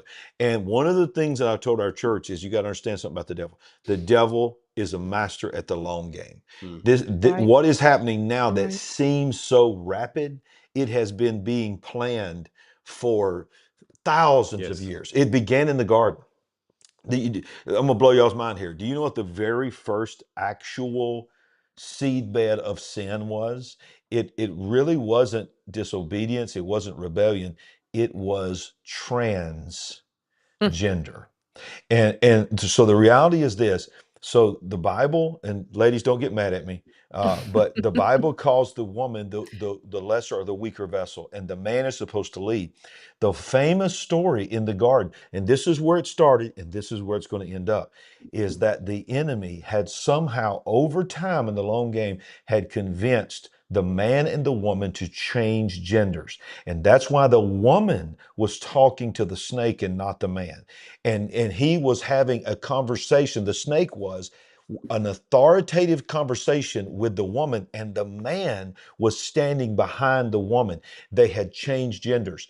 And so when he convinced her to take the fruit, the Bible says she ate the fruit and she turned and gave it to her Right. husband, and he did eat. So A he was role quiet, reversal. A a role role reversal. reversal. So this entire thing that we are facing now, anything with trans before it means you're trying to make something to be something that they were not designed to be. Right. And And that that's can what roll right into transhumanism. transhumanism as That's what I'm well, like you saying. just That's what I'm saying. said. Yeah. Transhumanism, transgender, all of this. And ultimately, I believe that's the alien angle too, is to convince us eventually to trans our way of thinking that we're not really humans, that we are a hybrid of humans and aliens. What are your thoughts on that? 100%. So it all started with this. Yes. It all started with Yeah. this. This was the first. Great This was gateway. that was exactly, it was the gateway. But what's going on is now AI is being inserted into it. Soon, probably within the next 5 years to 10 years, you're going to start seeing the phone become obsolete for other things that are attached to your body. I'm not even talking about implants yet. I'm literally talking about wearing like glasses. So like I think it's Google has a partnership with Ray-Bans that they have the smart glasses. Yeah. And the audio on there apparently is so good that like people prefer that over these AirPods. And so like we're having these advancements in technology, and as that happens in a culture that is not Christ-centered, they're going to choose to opt for the transition into transhumanism. Yep. That's So it. like and it's gonna get to a point where they're gonna tell you can live forever. And I'm Yeah. not talking about transhumanism even in the sense of like replacing your arm with a robot arm, which is definitely on the table. But we're talking more about consciousness. They're going to, and the technology is like the technology is going to get so insane. I'm telling you, this is why I think that God's probably going to come back before Yeah. this happens. Me too. But what if he allows it to get this far? I really believe they're going to start allowing people or giving the people the option to transfer their consciousness into That's it. other created Right there. devices for them to live Yep. forever. Mhm. It There may you not be go. this biological body, but it'll be something that you're living within. Mhm. And that's, I mean, and here's the thing. So just have you guys heard about the quantum computer leaps that Oh yeah. Microsoft did? Yeah. Yes. Yeah. Yeah. We've carried. And you And talk the about chip even this advancements. week, Yeah. they made a new matter. Yeah. Is what you're talking Yeah. about? Yeah. That's Go exactly what I'm ahead, talking share about. that because I was going to talk about that tonight, but go ahead. Oh yeah, I mean, Yeah. you're probably more equipped than I am, but essentially, Microsoft came out with and they discovered a new matter, so like a form of existence. So that we have the gas, water, and solid state, and there's a new state of existence that they've discovered. They didn't create; they discovered it. It's been theorized for I guess 80 years, and they finally had the ability to discover it. And without my impossibility to break it down, essentially they are taking this and putting it on, I guess, some kind of quantum chip. Yep. And it's called qubits, and they've been able to get 8 qubits on this chip. And they believe that they can get up to 1 million qubits on one chip. And if they do that, this one chip will be more powerful. A quantum computer will be more powerful than the world's biggest supercomputer Mhm. that with the cloud the size of Earth. I heard Glenn Yeah. Beck talking Yeah. about Yeah. He this. said it would take a storage facility the size of Earth Yes. to store it. And so it's like, and that's a quantum computer. Anybody who maybe isn't familiar, it just essentially is this. Like if you're looking for the answer of something and you run through a possibility. It's like, Yep. oh, that's not the Yep. answer. You run through another possibility. You just keep going, Right. process elimination. Right. With quantum computing, it's simultaneous. It happens all at one time. Right. Now they're Whoa. talking about taking this quantum computing chip that is more powerful than the world's biggest supercomputer and inserting it into AI. Mm. So now we're supercharging Mhm. AI. And that's where I'm talking about AI becoming this incomprehensible Right. entity Yep. that we can't control. And they're putting up these safeguards, and these people who are creating AI and stuff, they put up safeguards on it. But it's only a matter of time till that AI figures out how to get around those Yeah. safeguards. Yeah. Yes. Yeah. Yeah. Yes. So And then they will create a the new language and start talking to other computers in languages we can't understand. Again. well, I even had a video. I don't know if we're going to get to it tonight. A video of an AI chatbot working as an agent on behalf of someone to book a room, and it says, "I am an AI agent. Do you have any rooms available?" And all that, and was talking to another AI, and the other AI says on this video, "Oh, that's cool. I'm also AI." And this is why I was going to show it. The second AI said, "Now that I know that you are in AI, would you like to go to a Jabber line that is more secure so that we can have more Oh boy. data?" And the other AI Wow. says, "Absolutely." And they I want to see that call video. each other on a different kind of line so that they could talk more secure. It was all recorded. Like You can't hold unruly it back little on the people now. You children. got to show it to them. Goodness. Yeah, yeah. I'll show you Wow. the video later. But Wow. here's the crazy thing about what you're talking about, Tony, about what Microsoft did is, all of our lives, we knew of 3 types of matter: solid, liquid, and gas. These are the matters that exist.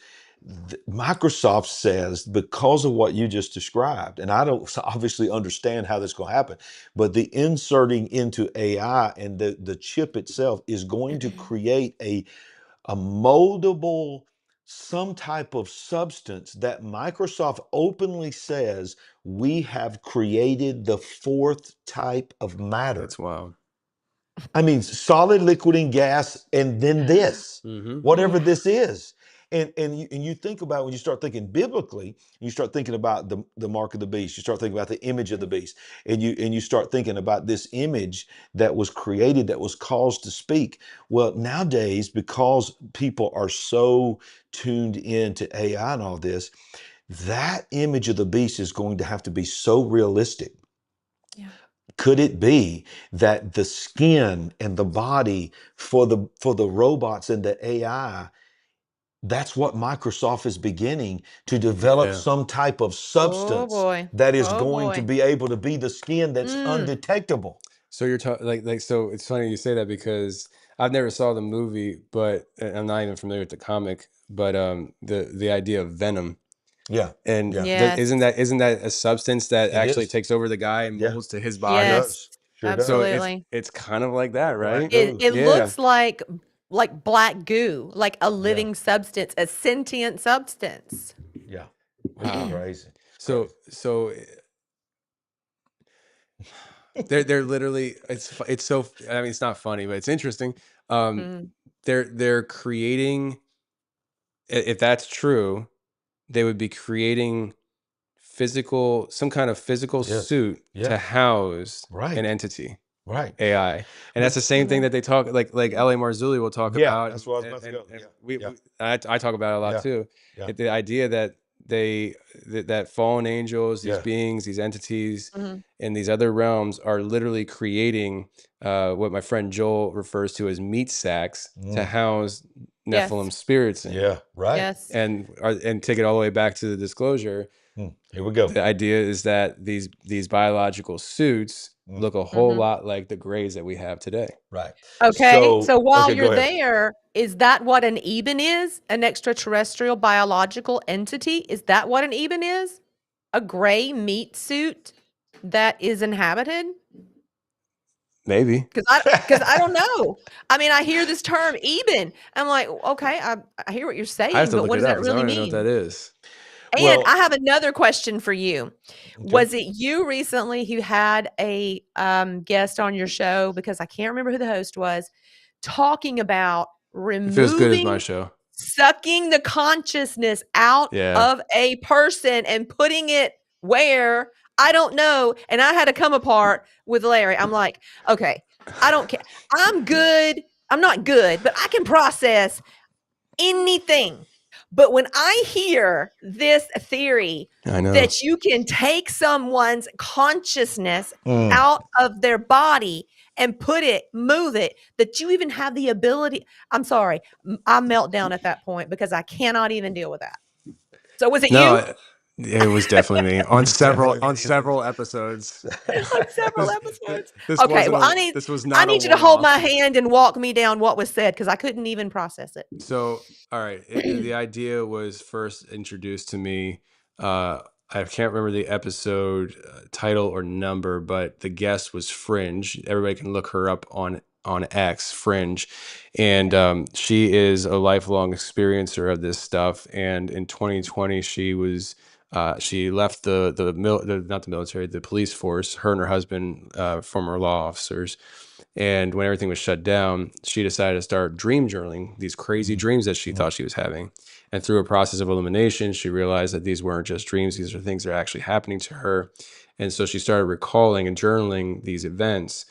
And the part that I can't remember is if she witnessed this or if it happened to her. But she talks about these beings in these other realms having some kind of technology that sucks the souls out of people. And when she first said to me, I was like, well, I know what I'm going to call the show. I'm going to call it Soul Trappers. That's what it's called, actually, Soul Trappers. But since then, there have been a lot of people who have been opening up and sharing such ideas with me. And recently, it was just on an episode recently. I can't remember which one. I always take the opportunity to talk about it when I can, because it's so wild to me. And, I didn't know how to perceive it myself. And then I had a guy come down to the studio for an interview. We did an interview I think we called it Ancient Dogman or something. And basically, he's a young guy, 25 years old, and he was doing like cybersecurity. and he did a lot of studying in the Bible. And so his church hired him full time to just answer Bible questions. So like they get all these questions coming in, and his job is just sit around, just study the Bible. So he loves it. Wow. Wow. Yeah. What a job. And so like part of his studies has taken him into this ancient dogman idea, and it's kind of full circle. But for thousands of years, explorers have talked about these dog-headed people they would come across. You see these dog-headed people on ancient maps. Yeah. Egyptian, And yeah. it's certainly Anubis. Yeah. But like Marco Polo talked about it, Josephus talked about it. These historians, in fact, some of these historians hated each other and took every opportunity to discredit the other, because there's like a competition, like almost like Right. getting to the moon, right? But the one thing they agreed on was the dog-headed people. Wow. And so this is Wow. thousands of years old. And so he comes down and talks about this stuff. And I don't know how we got on the topic, but I brought up the whole soul trapping thing. And he actually said, he told me Ezekiel 13:18 is interesting along that topic. And it says, "And say, thus say the Lord God, woe to the women who sew magic bands upon all wrists and make veils for the heads of persons of every stature in the hunt for souls." And it also, let me just finish reading here. It says, "Will you hunt down souls belonging to my people and keep your own souls alive?" And so it's right there. I'm not lying. It's My ESV. goodness. Wow. And so like when he said that to me, it was the first time that somebody, since I've been introduced to this idea, that somebody presented a biblical angle to it. And I believe that you see in the book of Enoch, and I'm not somebody who believes the book of Enoch should be canon, and also people who say, well, it's in the Ethiopian Bible. The Ethiopian Bible was made after the canon that we have now. People have to understand that came after, so it was added. But so anyways, in the book of Enoch, which we can all agree that it's at least a tool to understand things. More like a commentary. Yeah, like a commentary. But it was literally, it was something that is in the New Testament. Yes. Jude, we know that in the house of Jesus that he was raised in, they at least talked about it. Right. So when you look at Enoch, it talks about how the fallen angels were teaching humans different things, and some of that was technology. So with that idea, it's not an incomprehensible thing that fallen angels, Elohim, that talk about in Psalm 82, that God judged the Elohim. So these other principalities, I think the spiritual realm is very complex. It's not for me a foreign thing to think that they have the ability to create technology, because we know that they taught technology to humans. And so if they're able to create technology as supernatural beings, what does that even look like? Well, one thing I want to say too is I was thinking when you were talking about the whole Microsoft thing, to pigtail on what you're saying is, this is, they're calling it a matter. They're calling it an AI humanistic really basis for some type of matter. So my question is, my mind goes to, did they really invent this, or is this part of the long game, that this is the suits? This is this fourth matter that we don't know anything about has existed in that realm. And it is just now because they being were given released to us. Imagine if they were given it by these entities. That's what I'm saying. So okay, whoa, I'm done. I'm done. You must have had a long plane ride and did a lot of thinking on that plane. I got it. I got Tony Merkel. Now I have to go back and listen to this again. I see somebody saying about Dan Duvall. I have an episode coming out with Dan Duvall next week. Andy's coming to my studio. Crazy stuff. Listen, if you think the episode with the soul trapping blew your mind, wait until next week. Dan Duvall is gonna. Okay, you're gonna. I'm there. And by the way, but I'm here for it. Here's another plug for your show. I don't know how many times you've had Vicki Joy Anderson on, but I've only 2 different times caught just a little bit of each one of those episodes. But I'm going back and picking up the latest one, and I'm going to watch that entire Vicki Joy Anderson, and I'm going to research her and find out more about her. She's very interesting. Yeah, Vicki Joy Anderson is a treasure. She has an amazing testimony, And she was at a wedding in Middle Tennessee, and she drove 3 hours to be in the studio. That's the last time she was on my show. Actually, she was on my live show just the other day, but I don't count the live shows because she came out and let me rephrase this. I don't count the live shows because they're completely unscripted, unplanned, and I don't know what I'm going to say before I say I actually love your live shows. Do you? Because I have no you're idea just what's so going raw, on. man. I'm just like, There's no whatever. telling what's going to come out of your mouth. I don't even know. And so, Hey, you put a bug in her ear that maybe she thinks about dropping in with us one day. oh, she would totally do that. Okay, She would do it in a awesome. heartbeat, 100%. Awesome. But the last episode that she was on, we called it Liminal Spaces, and I think it was almost a 3-hour episode. Yes. And I cried at some point. Wow. I forget what we Wow. were talking about, but she got me crying about my mommy issues or something. I don't know. Mm. So, no, it's a fantastic episode. And then she had the first time she was on, we talked about, I think it's called Dreamscape Warfare, I think is what I called it.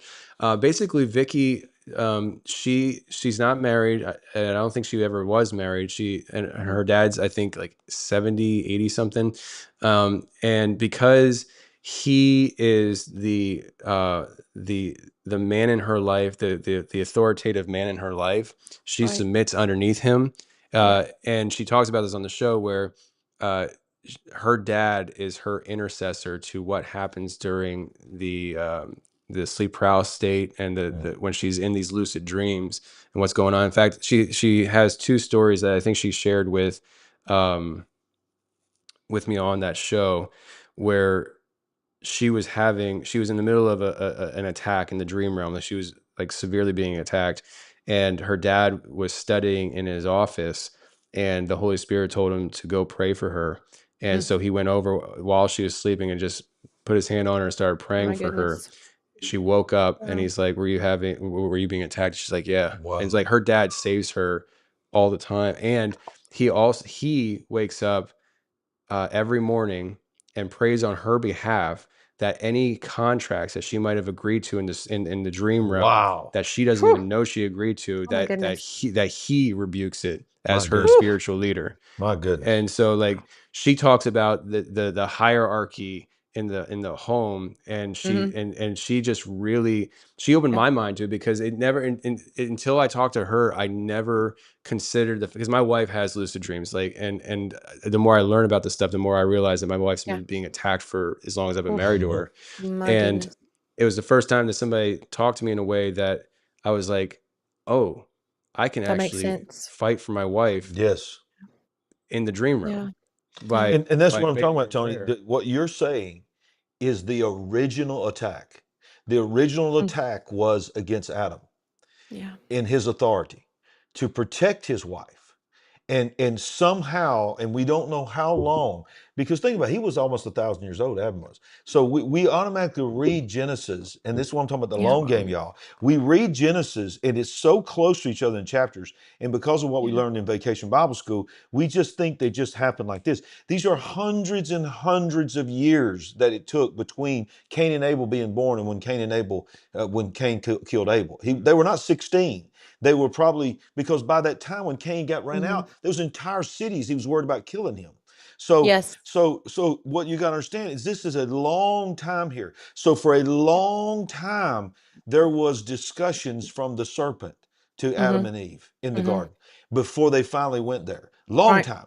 And I'm going to really blow y'all's mind, because some of y'all are going to fact check me on this, and I hope you fact check me, because I know I'm telling the truth here. What is going to blow your mind, and I don't know if you ever heard this, Tony, when Eve says to the serpent, when the serpent says to them, what did God say? Eve says this, he said that we could eat of any tree in the Garden of Eden, but of this tree we could not touch it or eat it, for in the day that we do, we will surely die. The moment that she said that, the serpent knew, I've got her, because of this reason. Yeah. And this is what's going to blow your mind. 2 reasons. Number 1, God never said they couldn't touch it. In fact, he implied that they are supposed to touch it. They were supposed to tend it. They were supposed to protect it, but they could not eat from it. Don't That eat was it. the first thing. But the biggest thing that blows people's mind when I tell them, and they don't believe me, they go check the Bible, and then they come back and say, you were right. She wasn't even there when he said it. He didn't say it to her. She didn't even exist. The Bible says he said it to Adam. Go back and look. He says, of every tree, Adam, in the garden you can eat, but of that tree you cannot eat. For the day you shall eat of it, you will surely die. The very next verse after he says that, he says, and the Lord said, it is not good for man to be alone. And he made it. So Come on. she was Come on. speaking like she was there, and she was not even there. That's how great the deception will be. There will be people in this generation that will speak with such authority that they know Yes. what they're talking about. They don't have a clue what they're talking about because they were not there and they didn't hear it from God. And if we're not Right. careful, we will miss. All it takes is a little bit of twist to deceive us. She did not even exist, and she was talking like she heard God say it. She never heard God say it. You know who she heard say, who told her the story? Husband. Her husband. But at some point, he gave up his protection of his family, Yep. and that snowballed to where we're at right now. Whew. It's good. Come on.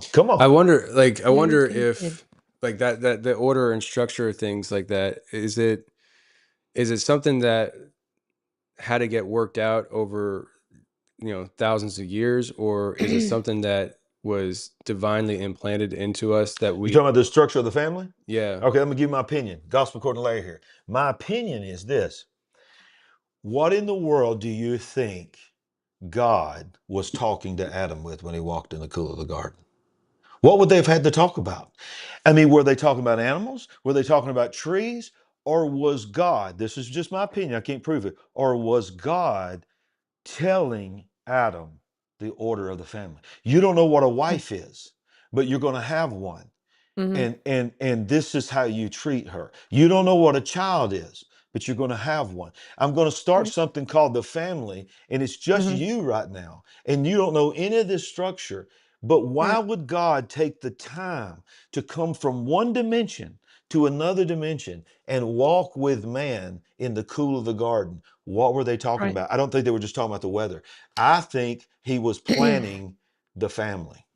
That's my opinion. Well, certainly Adam had That's seen the fascinating. example in the animals that he had named and how Exactly. they Very good. were procreating. So God could point directly to that as an example for that. But Yes. Yes. it is different. You're talking humans and animals, but Yeah. I believe what you're saying is powerful. Yeah. Well, thank you, baby. I think I'm gonna keep you. Okay. Thanks. Did I get points? Am I getting points? You're getting points. You're getting points. You're Okay. getting points. She's all Too alone bad. sitting in that studio by herself right now. She's Too doing bad so good. Valentine's is already over, and I'm racking up points, and it's already past Valentine's. Valentine's is every day, baby. I'm Okay. sorry. Can we just? People are just like, y'all. Can I y'all just know. get a It's room? Or love We got a fest. few Jeez people throwing Louise. up on us. They're reaching for the garbage can. So Tony, Mm. how much time do you have? I want to respect your time. You crash? You good? No, I'm good. You're Okay. not out like me. No. I think that we need to open it up. We typically go about another 20 minutes, but Right. let's take some questions. Okay. Just some random questions. And by the way, everybody go follow the Confessionals podcast. And Tony has his own channel too. Go subscribe to Tony Merkel. Oh, Yeah. yes, Because that's his preaching channel. Because this is not just Right. an Right. alien dude, y'all. This is a preacher of the gospel. All right. So since we're here, Go ahead. before we get to questions, I'll comment on that. So I think I'm at the point where I can say it. Like it used to make me feel weird saying, but I think I can say that I'm a preacher.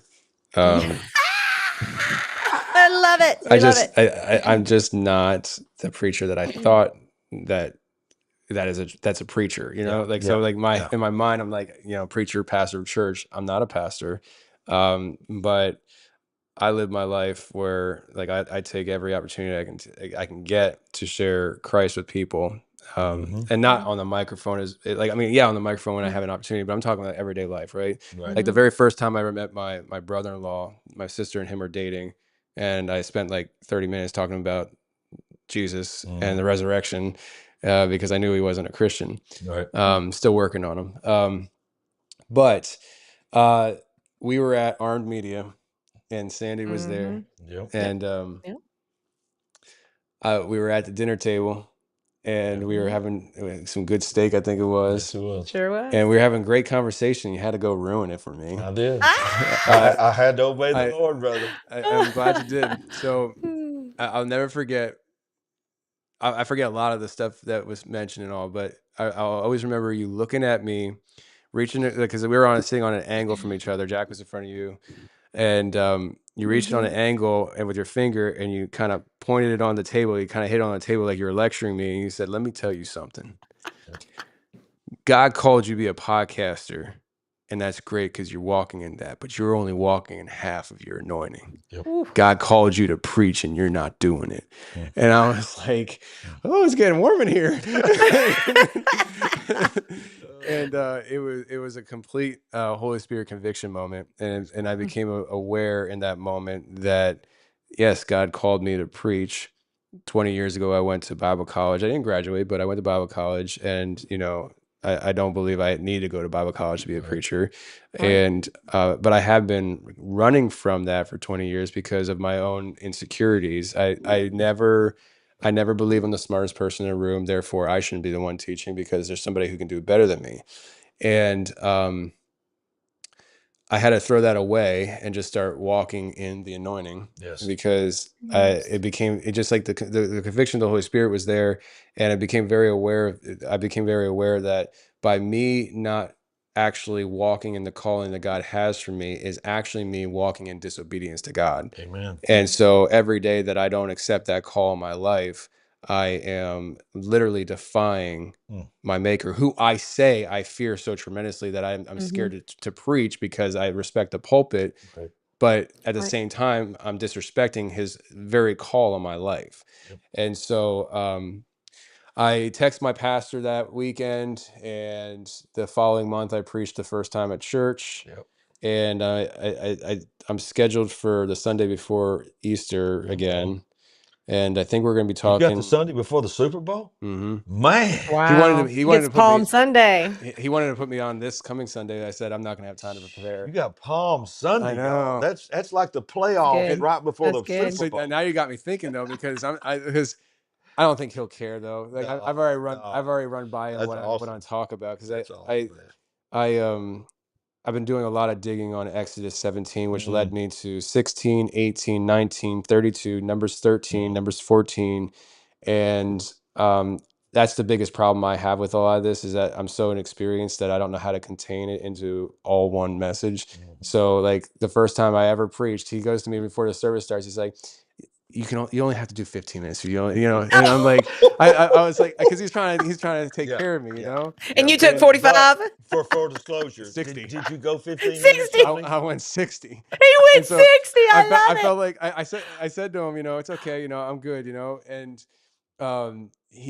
and I felt like Pastor took a little extra longer on the announcements, just trying to like give me some room, Cutting into your And time. yeah, Okay. yeah. But the thing is I'm long-winded, and I don't know how to shut up when I get going.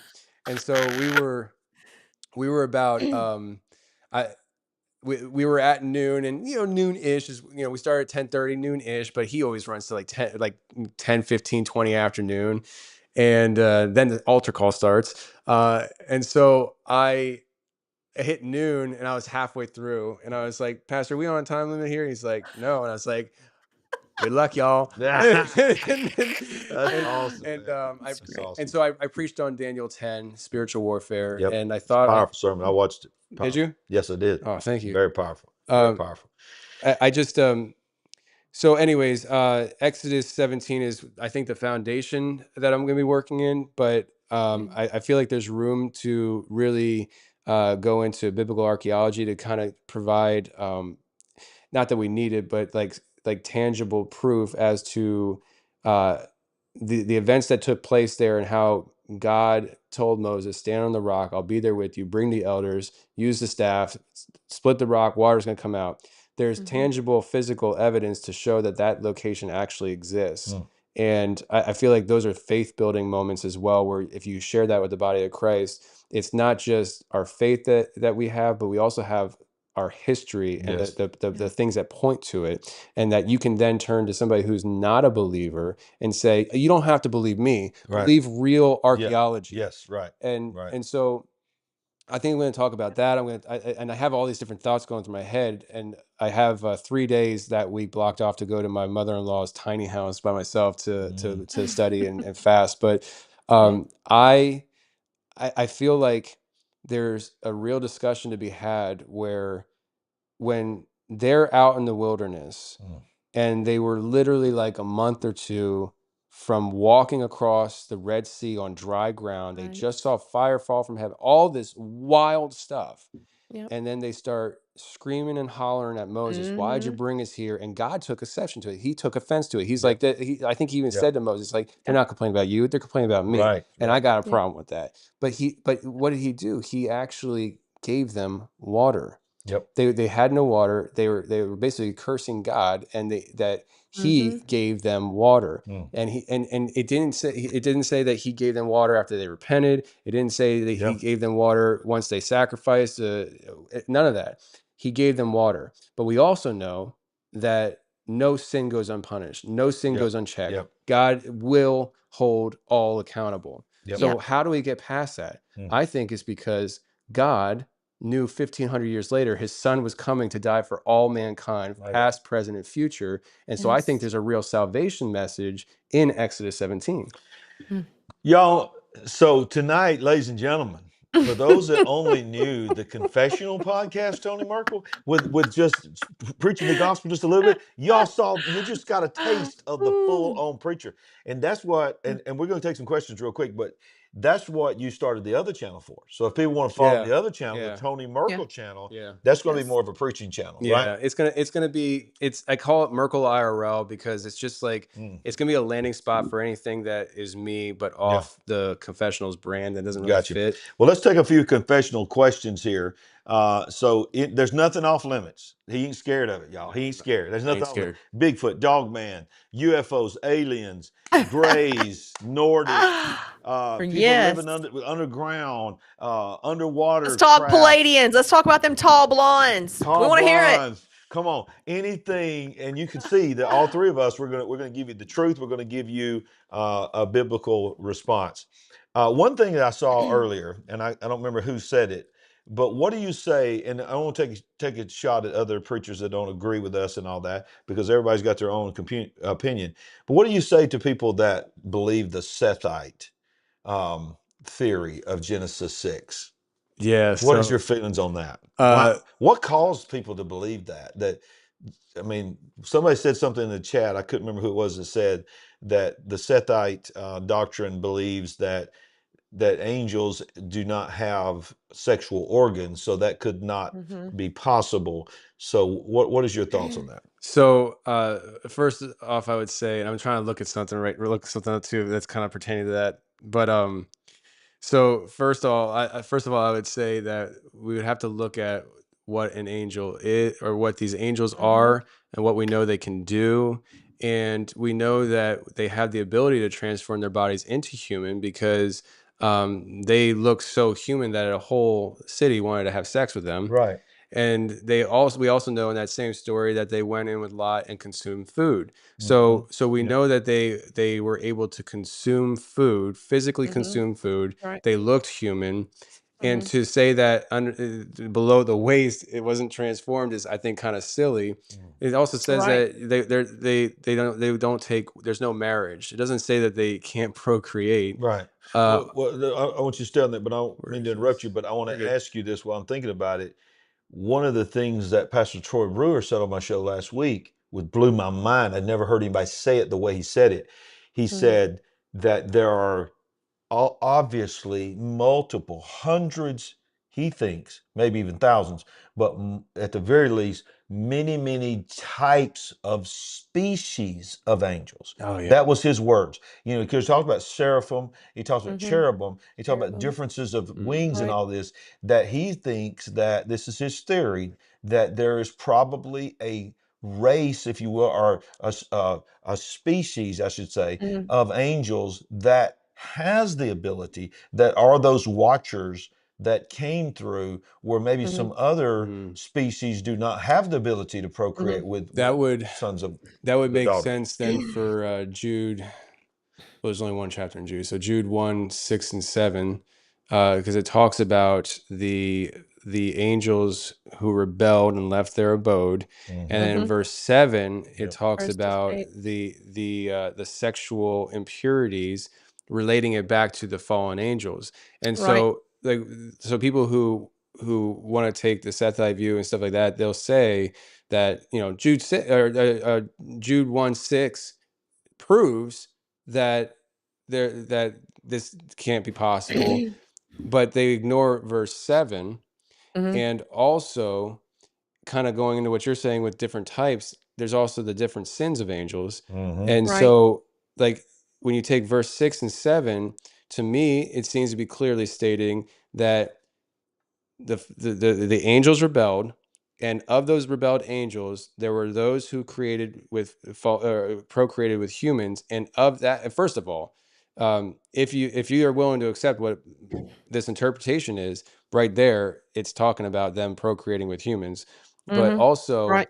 it says that those angels were chained, Mm, not all angels. And good also, point. Right. also, it's The impossible 200. for fallen angels to have sex with human women, Mhm. have offspring, if they all were bound in chains after the rebellion. They rebelled, and we don't know what time went by, but they rebelled, and after the Right. rebellion is when the sin came in with the procreating with human women, and those angels were chained and bound. Yeah. And Mm-hmm. and then you can go into the idea that, did it happen again? You know? Right. Oh yeah. Yeah. Well, Go I ahead, would Sandy. say two things. Is it that when they come into this realm, they can take on a physical form, a physicality when they come into this Yeah. realm? Secondly, I would say there was some kind of contract these fallen angels made with the fathers of these women, because the very reason that they wanted to do this to obtain a legality, that was their hook, that was their in, when they wanted to rule through the children that were born from these women. So they And so procreated yeah, with these right, earthly women, because and they the understood. offspring was their in to Yeah. get this kind of legal dominion of some sort. Because the dominion and the ultimate prize of the spirit realm is the seed.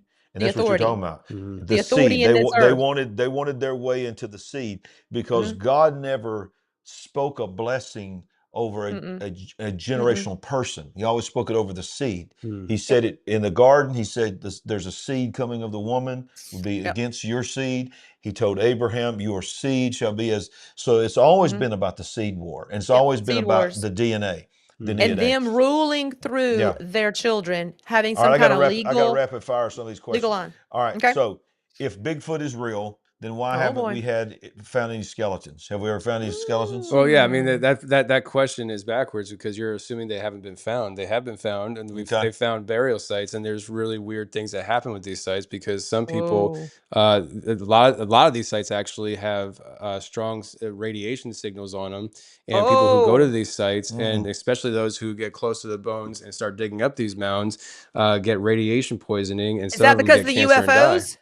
Is that because of the UFOs? I don't know if I know. Portals. I think it's because these things are coming from other realms, and they're Portals. radioactive. Okay. Yeah. And Okay. people are. But and have people you get- heard of UFOs being seen in conjunction with, okay, we were there, we knew he was in the woods, all of a sudden he was gone, we saw a UFO, Yeah. they felt like he was transported Stan- into the UFO.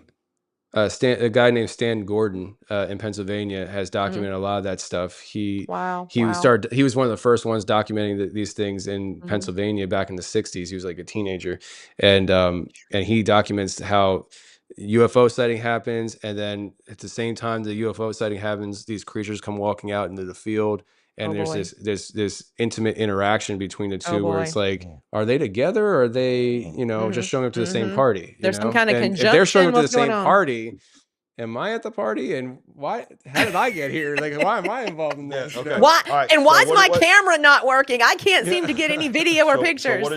So what is your opinion of shapeshifters? And does that shape-shifting actually something Yeah. that is real, and is that tied to what we're talking about, bodies? Absolutely. What's your real quick on shapeshifters? So the shapeshifters, I mean, just in the sense of shapeshifters, just forget anything, the preconceived notions you have with it. Shapeshifting is absolutely real. We just got done talking about fallen angels. Shapeshifting. Shapeshifting is absolutely real. So if you're encountering an entity that's shapeshifting, at the very minimum, if you're a Christian, you could say, is this a fallen angel? Is this some kind of entity that has rebelled against God? And it's shapeshifting in front of me. But then there's also the black magic aspect of it, the shamanism, the skinwalkers, and the black magic that gets involved in that. Like, magic is real. This stuff is very real. There's a reason why God warned us not to do it. Like, God doesn't waste breath. And so he's not going to tell me, Tony Merkel, to not go, where are we at, Dallas, to go down to Dallas, not pick up a giant building and throw it into the Gulf of America, because because it's impossible. He's not going to waste his time on things that are impossible. The fact is, it is possible, because magic's real, witchcraft is real, summoning spirits is real. That is real stuff. And that's why he warns us not to do it. This is a great question from Beth K. Tony, do you ever feel uneasy when you have guests that are dealing with other beings, spirits?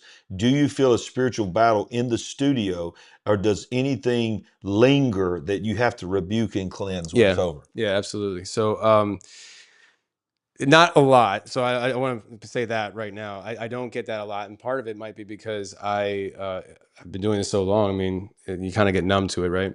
But there are times, the one that pops in my mind that was more recent, last year, I came out with a member episode, and I think I called it something zany. And zany is the entity's name. Yeah. And that one, I believe Zany was there with him, and I sensed movement behind. So when I'm in my studio recording remotely, it's completely dark, and I have this bright light shining on me. I can't see what's behind the light, and it's a completely big, empty, dark room behind it. I started sensing that there was something moving back and forth behind the light. And I don't believe so. People get like, they get in the comments section sometimes, and they're like, why don't you preach the gospel to that person? And it's you again, it's you assuming you know things. Right. Exactly. The reality is, the way I look at it is, me sharing my faith and hoping that somebody comes to salvation is not for your entertainment. And so if somebody is lost and you have an opportunity to speak to them, from my perspective, should I do that in front of thousands of people when they know I'm recording and they feel like this is a show, or do I do it when the microphone or the recording stopped? It's just you and I, and I'm just speaking to you from my heart, and then they feel it's more genuine. Absolutely. I do that all the time. Yes. So with him, he was already a Christian, but after that recording, I said, hey man, we need to pray. And so I rebuked Zany and that whole thing. So that's a recent one. But I've had witches, druids come after me. And for the record, for those that are not real familiar, he doesn't just have believers in there. Many times there are really strong people that are dealing with the spirit realm that are not of God.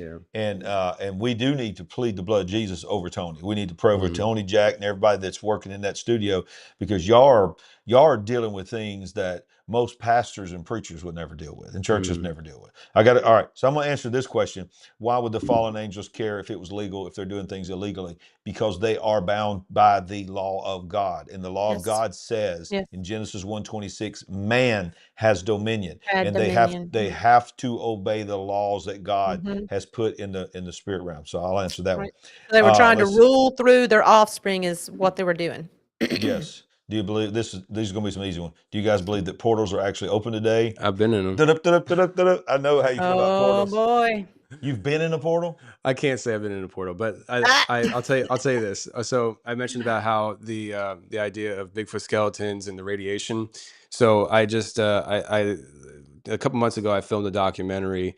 Do not say where it was, by the way. But a couple months ago I filmed a documentary. It hasn't been released yet, and it's going to be called The Meadow Project, and it's this very secluded place in the middle of just a giant forest, and it's a meadow, and this meadow has really weird, anomalous things happening. And one of the biggest things is the team that researches it one night had night vision, and they filmed a square portal open up, and Mm. they directed Wow. 2 of the team members to walk over to it, and you can't see with the naked eye, but you see it on the night vision camera. As they approached the wall of this square portal, each one that crossed the threshold disappeared on camera. Wow. And they said that when as soon as they crossed that threshold, they said that the environment around them changed, Oh, Lord. and it seemed like they entered in a different existence, and then they Oh, came boy. out. The 2 guys that entered that portal are now dead. They got sick and died. The Whoa. radiation spikes in this area are Mm. immediate Mhm. to this day, and we Mhm. measured it ourselves.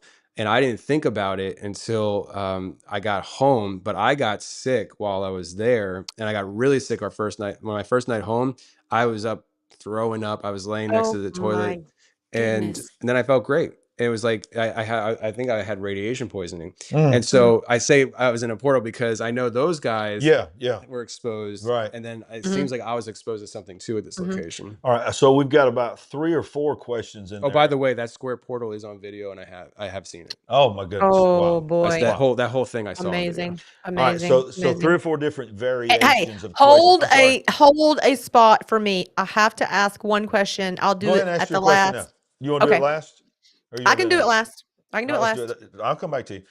Hey, he can't go anywhere. I'm staying in the same house with him. Yeah. Okay. I got him on lockdown. But about 4 or 5 questions mentioned dog men. Okay, Mm. and I think it's for some they've never heard that term. Oh, okay. So Yeah. they're wanting to know. Number one, is this the inspiration for our mythical story of werewolves? Mm. And then number two, I saw a couple of questions. Is there a difference between a dogman, mothman, and Bigfoot, or are they all manifestations of the same thing and just Mm. different fleshes that they choose to put on? Do they come and go? I view him differently. I view him differently. In fact, I look at Mothman as possibly an archetype of Lilith. Mm. Um, Mm. but that's a whole other thing. So Dogman, what was the original question?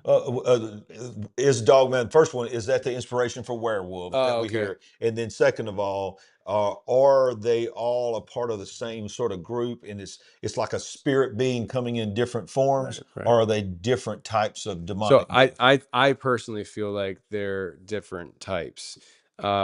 And I could tell you stories, but if to go to the first one, what is dog man? Essentially, think of an upright walking dog, Mm. canine that's absolutely huge. Sometimes they're up to 9, 10 feet tall. Good grief. We have a very unique video of one. But these are things, these are beings that tend to pop up in not all over the place, but at the same time all over the place. Like you'll find them all over this country, but not like not just anywhere.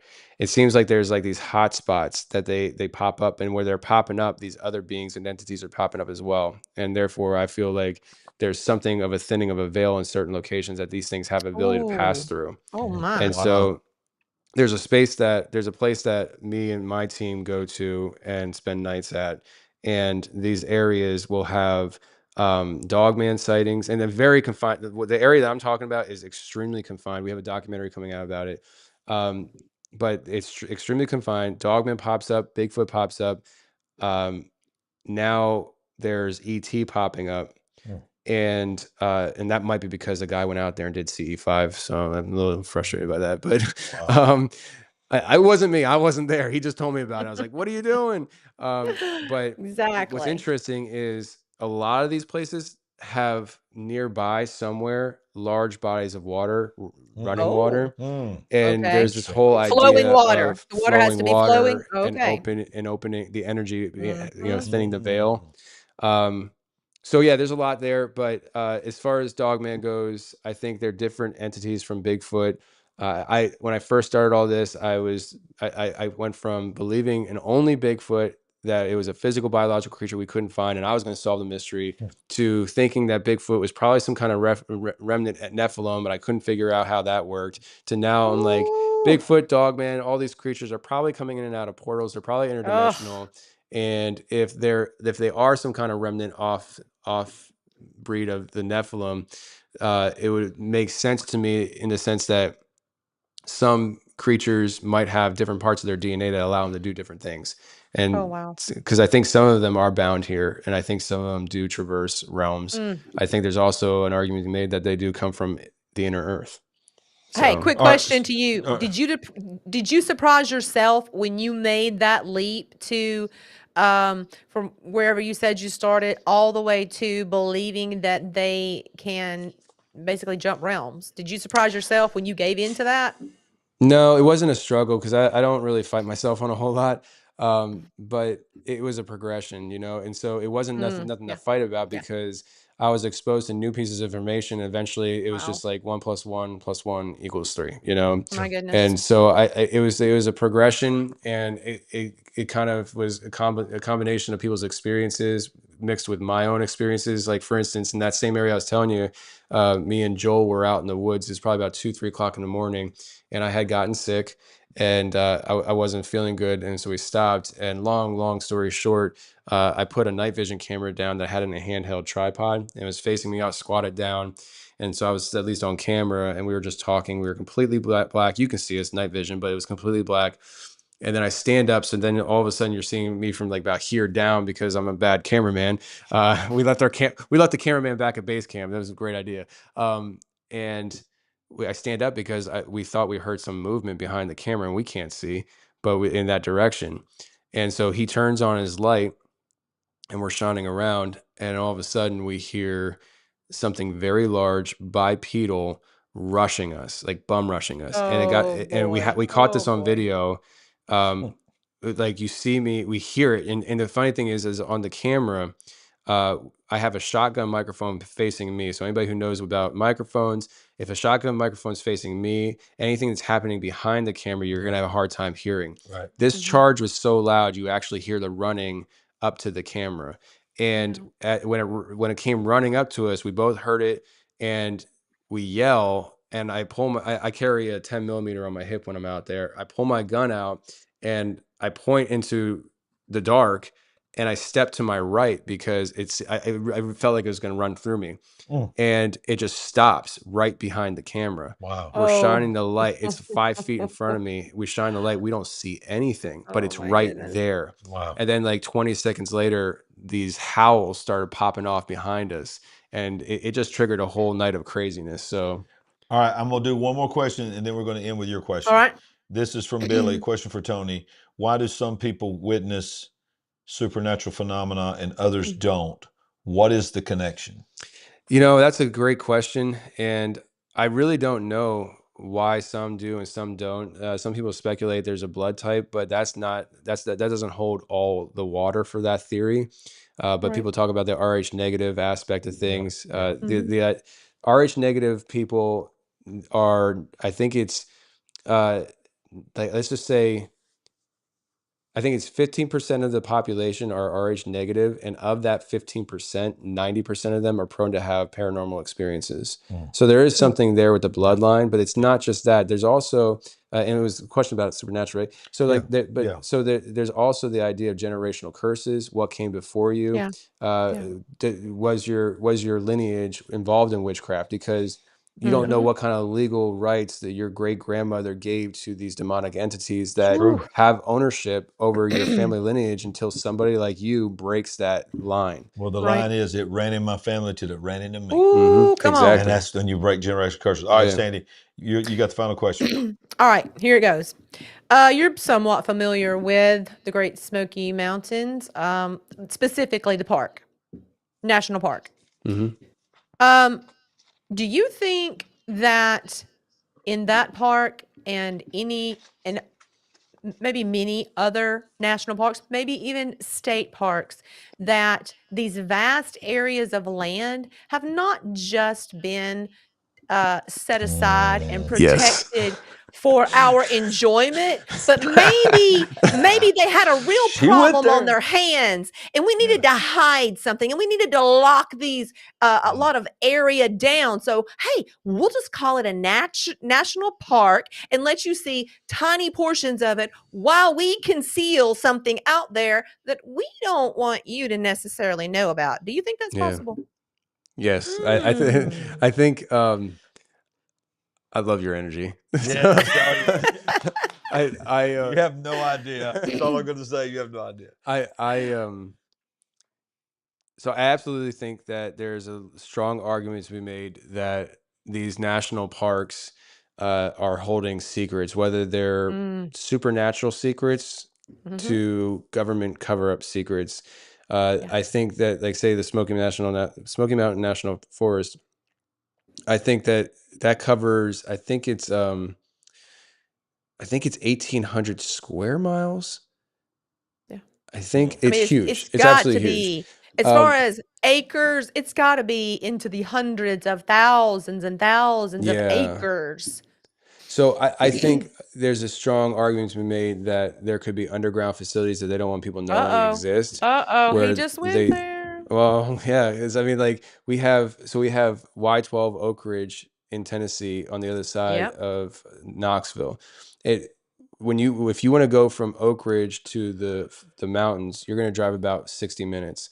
There's no way that I think it's impossible for them to have underground facilities in the mountains like they do out west, which they've Right. admitted to, by the way. And having underground transportation between those facilities and Y12. And if You're anybody doesn't talking know what that about is, Oak Ridge is, maglev trains. You talking about yeah, maglev yeah, trains? absolutely. Yeah. Like, Oak Ridge is where they built the nuclear bomb. It's Hello. where Yeah. and it's basically the DOD. So to think that Between they don't them have, and Los Alamos, they were in conjunction working on this bomb. like, Camp David, and Mhm. there's an underground military base called Raven Rock in Pennsylvania. You can find it on the map. If you go on Google Images and you just look up Raven Rock, you'll see is, I think, 2 giant openings where you can go drive trucks into underground. I've talked to people who've been in there. Yep. So Raven Rock is, I think, 5 to 10 miles away from Camp David. Camp David is where the president would go in an emergency, right? Yeah. So you don't think those two things are connected? Right. Come on. So you What also about the have local Greenbrier Resort? The Greenbrier, am I saying the right Yeah. name? Greenbrier Yes. Resort? The Yes. government had a contingency plan to take government officials there. Right. And this is at a golf course resort. Oh, And it's a beautiful hidden mansion as a part at of the top. resort Have you ever over seen in it? the area you're talking about. We used to be in a business that when we were in this business, one of the reward trips was Greenbrier, and it was like this. It's like, what's the one in North Carolina that's so big that everybody goes to see? Myrtle You know, Beach? the castle that everybody goes to see in Biltmore? South Carolina. Biltmore. It's sort of like Biltmore Estates. It's a giant mansion, and it's this resort and a golf course. But nobody knew that they built it on top of a government underground facility That could was contain several the thousand government. people if we had to go Now to it's a museum. Yeah. Now it's supposedly a museum. Yeah, it's a museum but there's so many things like that. I want to say 2 more quick things. I have heard I've been following this craziness since 2017, that there's at least 130 DUMBs, deep underground military bases, Yeah, people in are this talking country, about DUMBs in the live chat. that So the maglev system, the high-speed magnetic rail, traverses this across the entire country, and then of course branches off into these other places as well, which is insane. Okay, this is how you know why you paid $500 for a hammer and $1,000 for a toilet seat to fund all of these secret big black budget projects. People, come on. And what was the other thing I was going to say? This. A friend recently told me about a series. Is it Paradise, Larry? Wait a minute. You're so amazing that you literally, I was about to say, Sandy, somebody Have just you talked heard about of the Paradise. series Paradise? Paradise. No. We're on episode 2, but it's what we're talking about on it on steroids. It's on Hulu. Hulu. It's on Hulu. And by the way, people always Yep. push back on. We're not all about saying go watch movies, and we're not No. saying that they're amazing and that they're good But for Christians to watch. predictive But programming it's to the so point of predictive. exactly what we're talking about. Yeah. This is an underground society that was Oh, built it's because a unbelievable. cataclysm There's right happened there. up top Raven on, Rock the reminds surface. me of the new TV show Paradise. It is insane, bro. This Mm-hmm. this show Paradise. If Mm-hmm. there is Right. a modern day predictive programming to tell Yeah. you Yeah. what they plan on coming, it's this Yes. show. It's this show. Real quick before we go, I want to say it doesn't matter what your blood type is. Some people are thinking in the live No. chat that we were trying to say that you've got some kind of something wrong with you. No, you're a human No. being. We're just Yes. saying that sometimes Yes. things are different, and because they're different, that you might be in tune with something else. We're not Right. trying to be conspiracy theorists on everything. It's the I'm same as saying right. saying your personality or your disposition may make you more of a candidate to Yeah. be, more sensitive to something than someone We want you else. to know that if you're breathing and you're a human being, you're a child of God. And Absolutely. but one of the things that Troy said too before we close here that just sort of took me back. He was like, the truth is, every one of us. I'd never heard anybody say this. And I don't know how you're gonna feel about this. He goes, every one of us has probably got a little bit of Nephilim in us.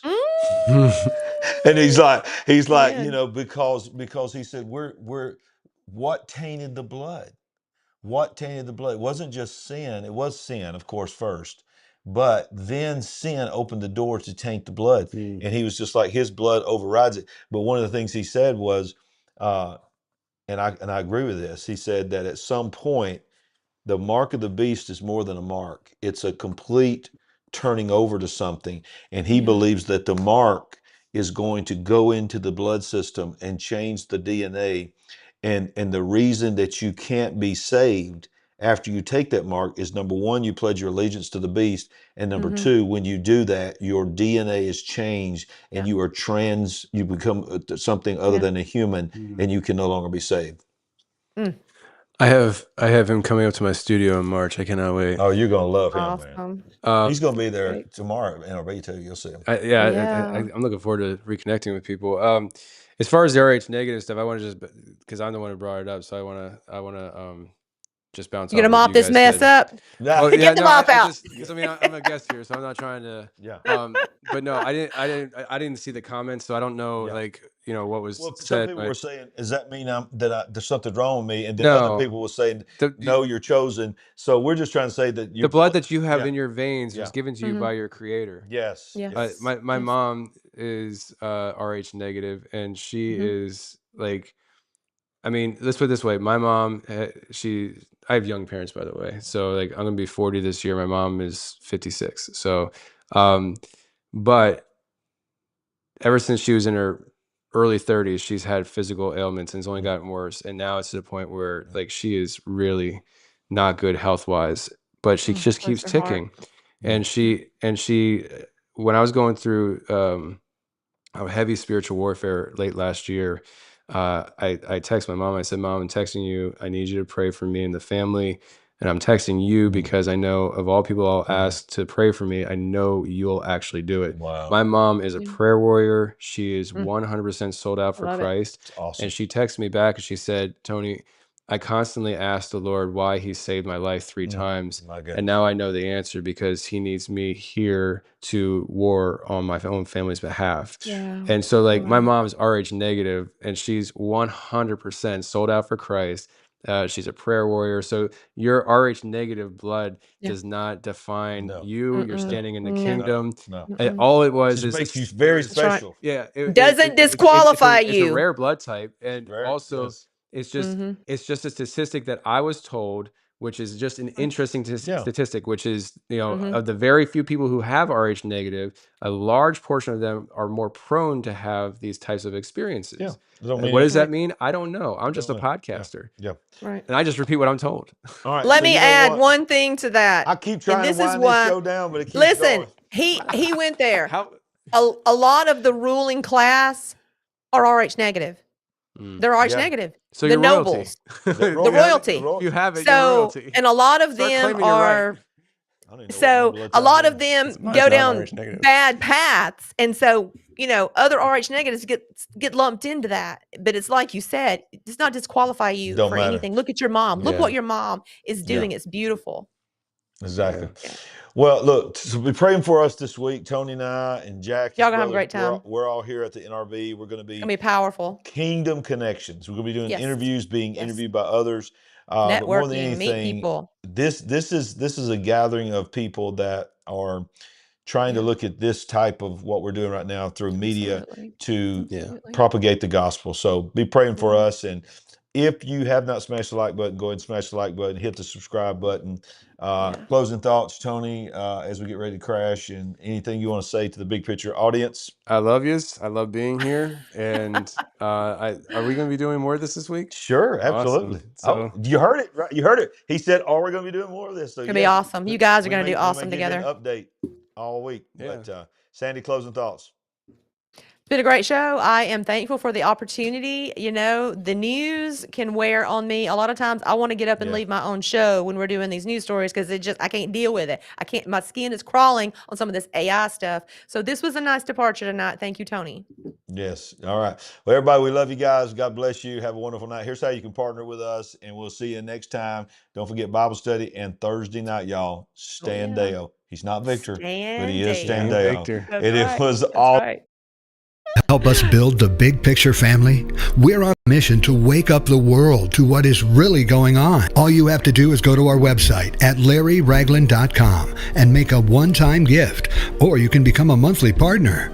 Any amount is a blessing and an encouragement to us. While you're there, make sure you get a copy of our book, I See Greatness in You. Browse our merchandise store, connect with us on our social media links, and join our mailing list. We appreciate it. And remember, we ain't woke, but we are certainly awake.